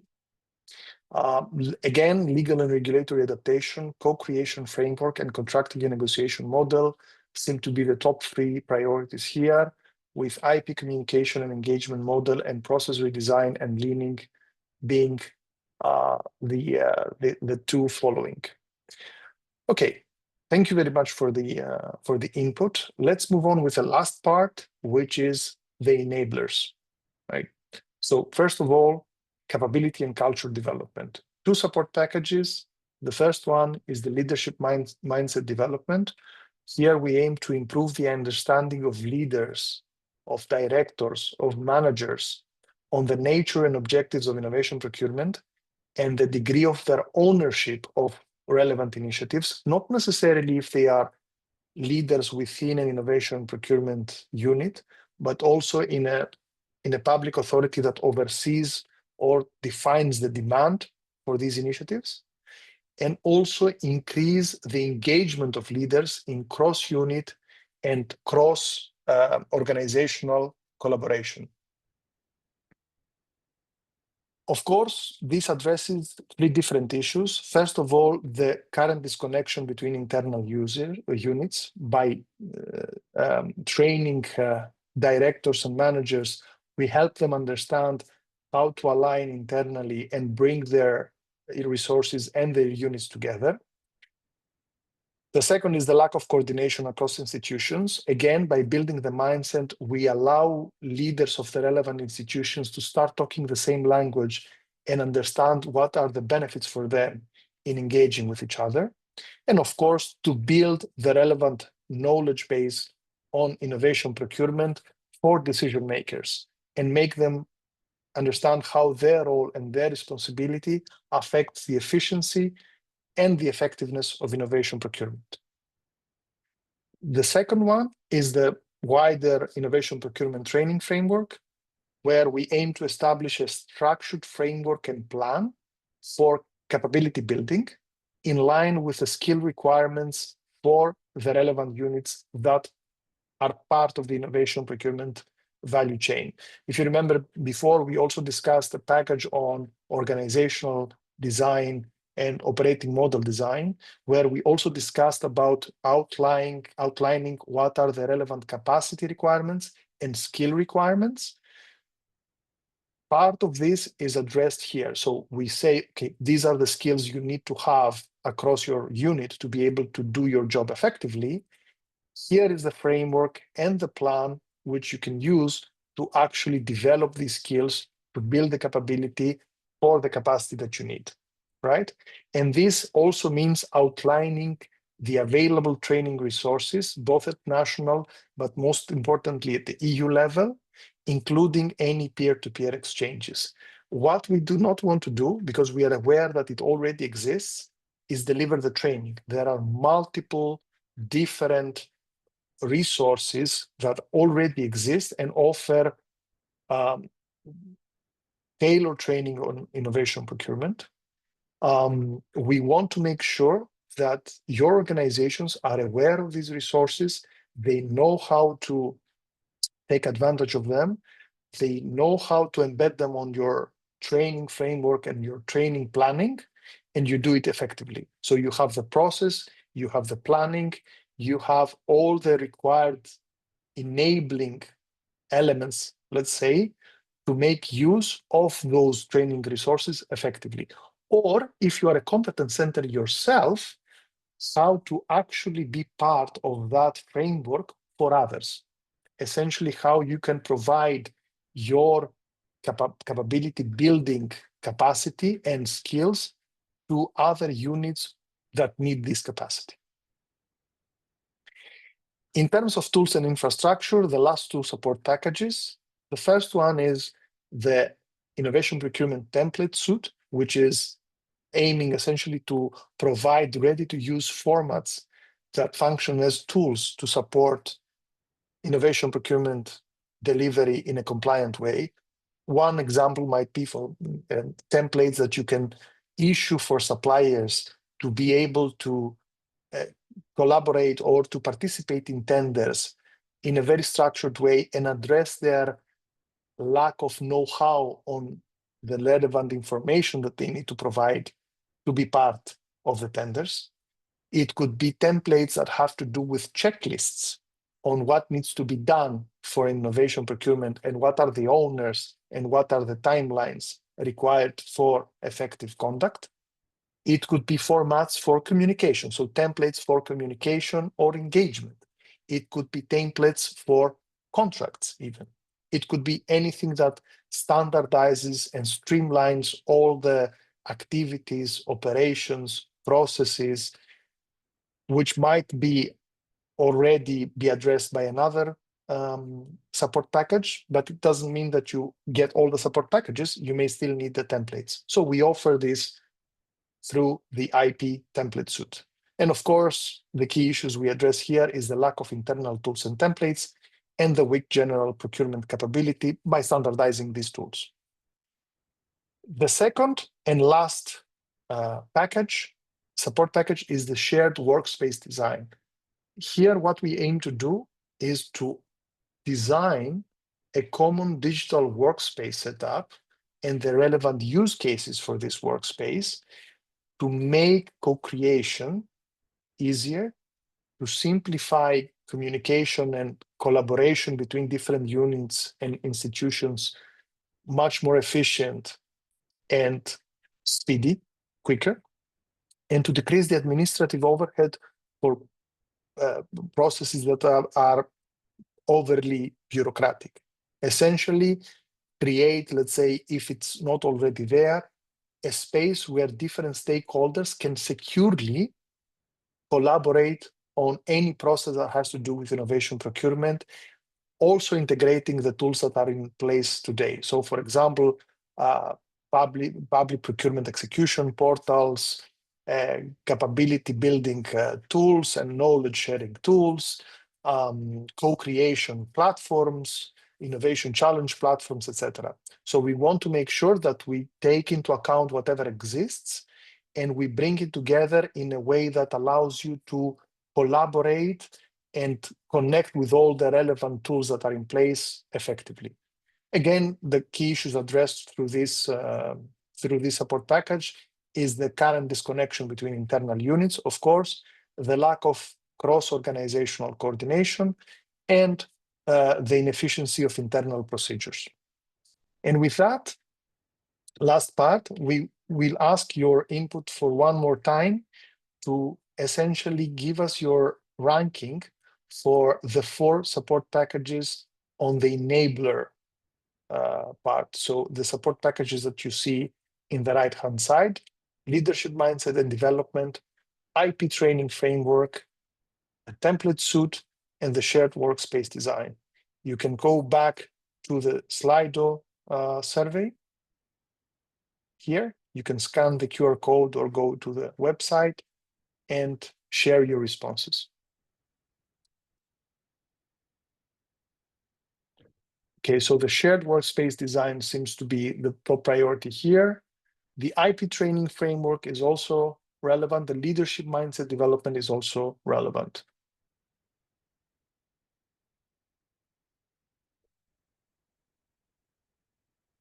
Okay, we have one more response pending. Okay, so training seems to be the most important here. The share workspace design also relevant. The template suite, not as relevant. It's not as surprising because, of course, other support packages may address aspects of this or elements of this support package. It might be more relevant if you elect not to get one of the other support packages, for example, the operating model design, but you still, or the, let's say, the process documentation and standardization, but you still need support for creating templates. Okay, great. Thank you for the input. This is very, very useful for us to understand a little bit what might be more relevant and more a bigger priority for your organizations. We have the last part to finish off this section. Of course, as I mentioned in the beginning, we will be publishing the detailed version of this presentation with all the signs that you saw mentioned here, but also an appendix with more details on best practices, on tools, and on issues, along with the relevant insights that we gathered from this session, so that you can share also your inputs and your feedback offline after the conclusion of this workshop. One last thing before we move on, and I'll try to make it quick. We have also been working on an interactive map, and we wanted to share a little bit about what this map is, right? Essentially, of course, it's a map. It depicts the various stakeholders across the geography of the European Economic Area. And when I say stakeholders, I mean demand-side stakeholders on innovation procurement in one or the other way, whether we're talking about public demand drivers, innovation procurement operational drivers, or ecosystem enablers. It's a library, of course. It contains information for publicly available information for each organization's role, activity, and sectoral focus in innovation procurement. It is a connection tool. It shows who is connected to whom and in what way. And it is also an address book. It provides, again, publicly available contact details for all the mapped entities.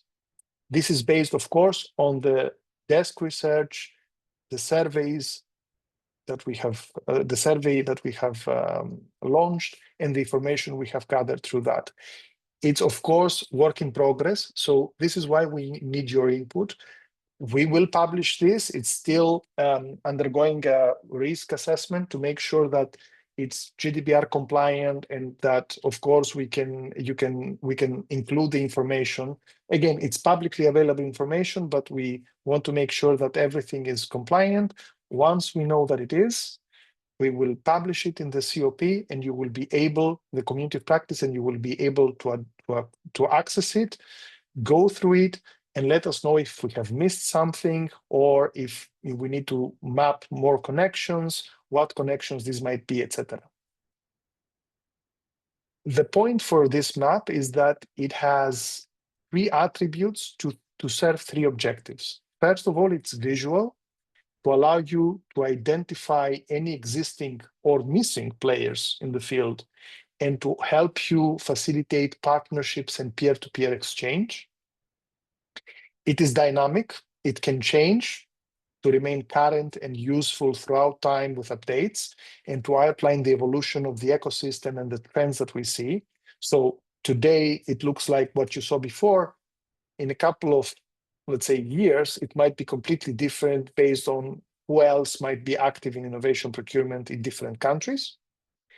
And of course, it's interactive to help you gain a view, a transparent view on who is who, how they're connected, to be able to use it, to be able to engage with other organizations by making it the landscape a little bit easier to navigate. In terms of what kind of information it visualizes, and we will see the map in a bit, of course, actually, how it looks on the browser, it visualizes 3 types of information.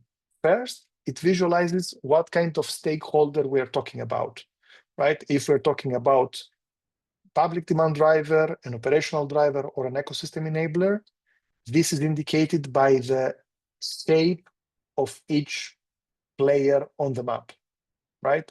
It might be a circle, it might be a pentagon, it may be a diamond. Depending on that shape, from viewing it, what kind of stakeholder we're talking about. The second information is the home country, where the specific organization is based in, right? The flag inside the shape that we discussed before, the flag inside it designates, of course, the entity's base of operations, where it is based. Is it in Austria? Is it in Greece? Is it in Ireland? Is it in Portugal or elsewhere? And the last thing is the connection type. You will see that certain organizations have an arrow connecting one with another.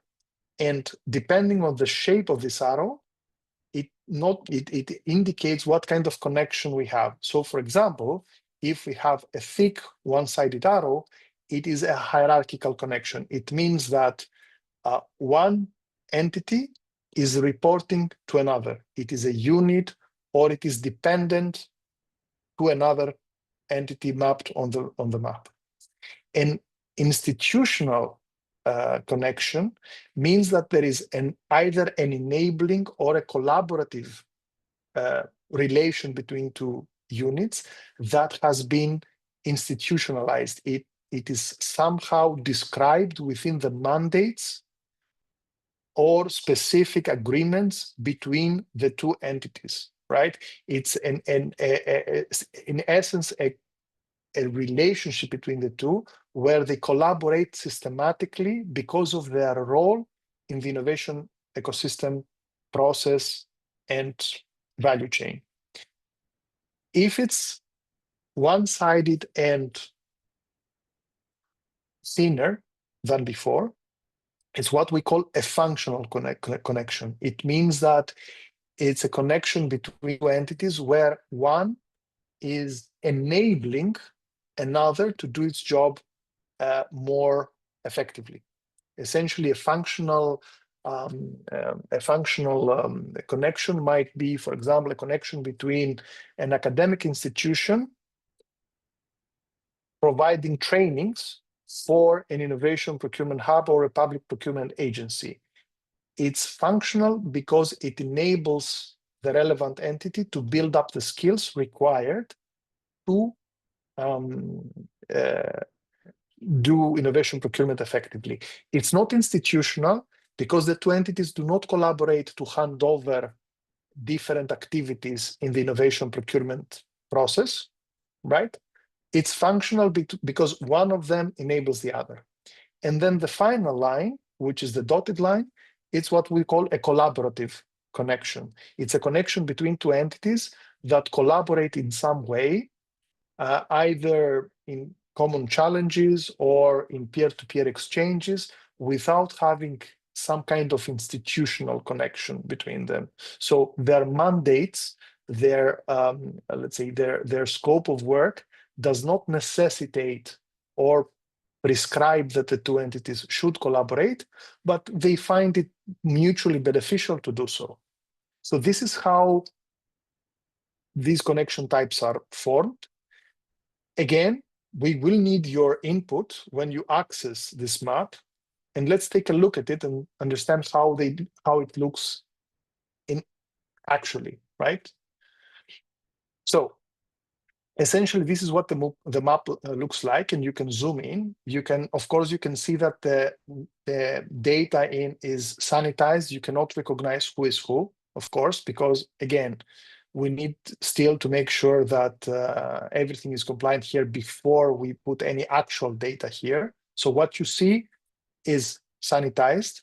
You can click on any of these players to understand what they're doing, their name, whether they are a national, regional, or local player. And by also pressing on this description, national, you can see all the players here that are national versus regional or local. You can understand if they are engaging in PCP or PPI. You can see their headquarters. They can see what kind of stakeholder they are, what kind of organization. And you can also understand what kind of sectors they target. When we have the actual version of the map, you will also be able to see additional information like website, like publicly available email address, and additional information regarding the connections, of course. By also picking on one of the, let's say, hovering over one entity, you can see the connected entities and the types of connection, right? And by clicking on the connection, here you can only see the reason behind the connection. So this is a functional connection. And you see that the reason for its connection is that stakeholder 46 provides funding for stakeholder 219, right? Stakeholder 219 collaborates, you can see it, with stakeholder 220, right? Cooperates on innovation procurement initiatives. So you see here that all of these connections have been established. Of course, when we will have the actual names, the actual information, it will be much more intuitive because you will be able to know which these stakeholders are by name and how they're connected by name. But this is what it looks like. And of course, it shows everybody who is who that we have mapped across Europe, across the European Economic Area. This is what it looks like. And of course, there are multiple ways to manage it. You can move the stakeholders around. You can hover on them and understand the relevant information, pick up the connections, understand, for example, who is connected with who and see it see them emphasized. Or you can pick, for example, who is a national player and understand who these are. Or let's say you want to see who are regional players, you go, or an EU-wide player, you go to the EU-wide players, and you can also view this, right? So for example, you see a stakeholder in Denmark, a stakeholder in the Netherlands, several stakeholders in Spain that are that have EU-wide operations and collaborate with other entities across the EU.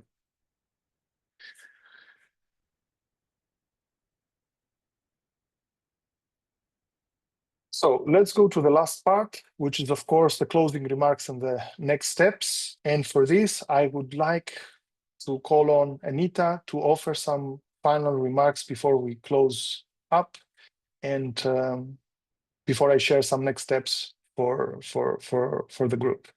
Anita, over to you. Yes. Can you hear and see me? Yes. Okay, yeah, okay. I still see the slides. No, I would like to thank you all for taking the time to interact with us. It's been quite a long seat, but there is also a lot of work been done by BCG, of course.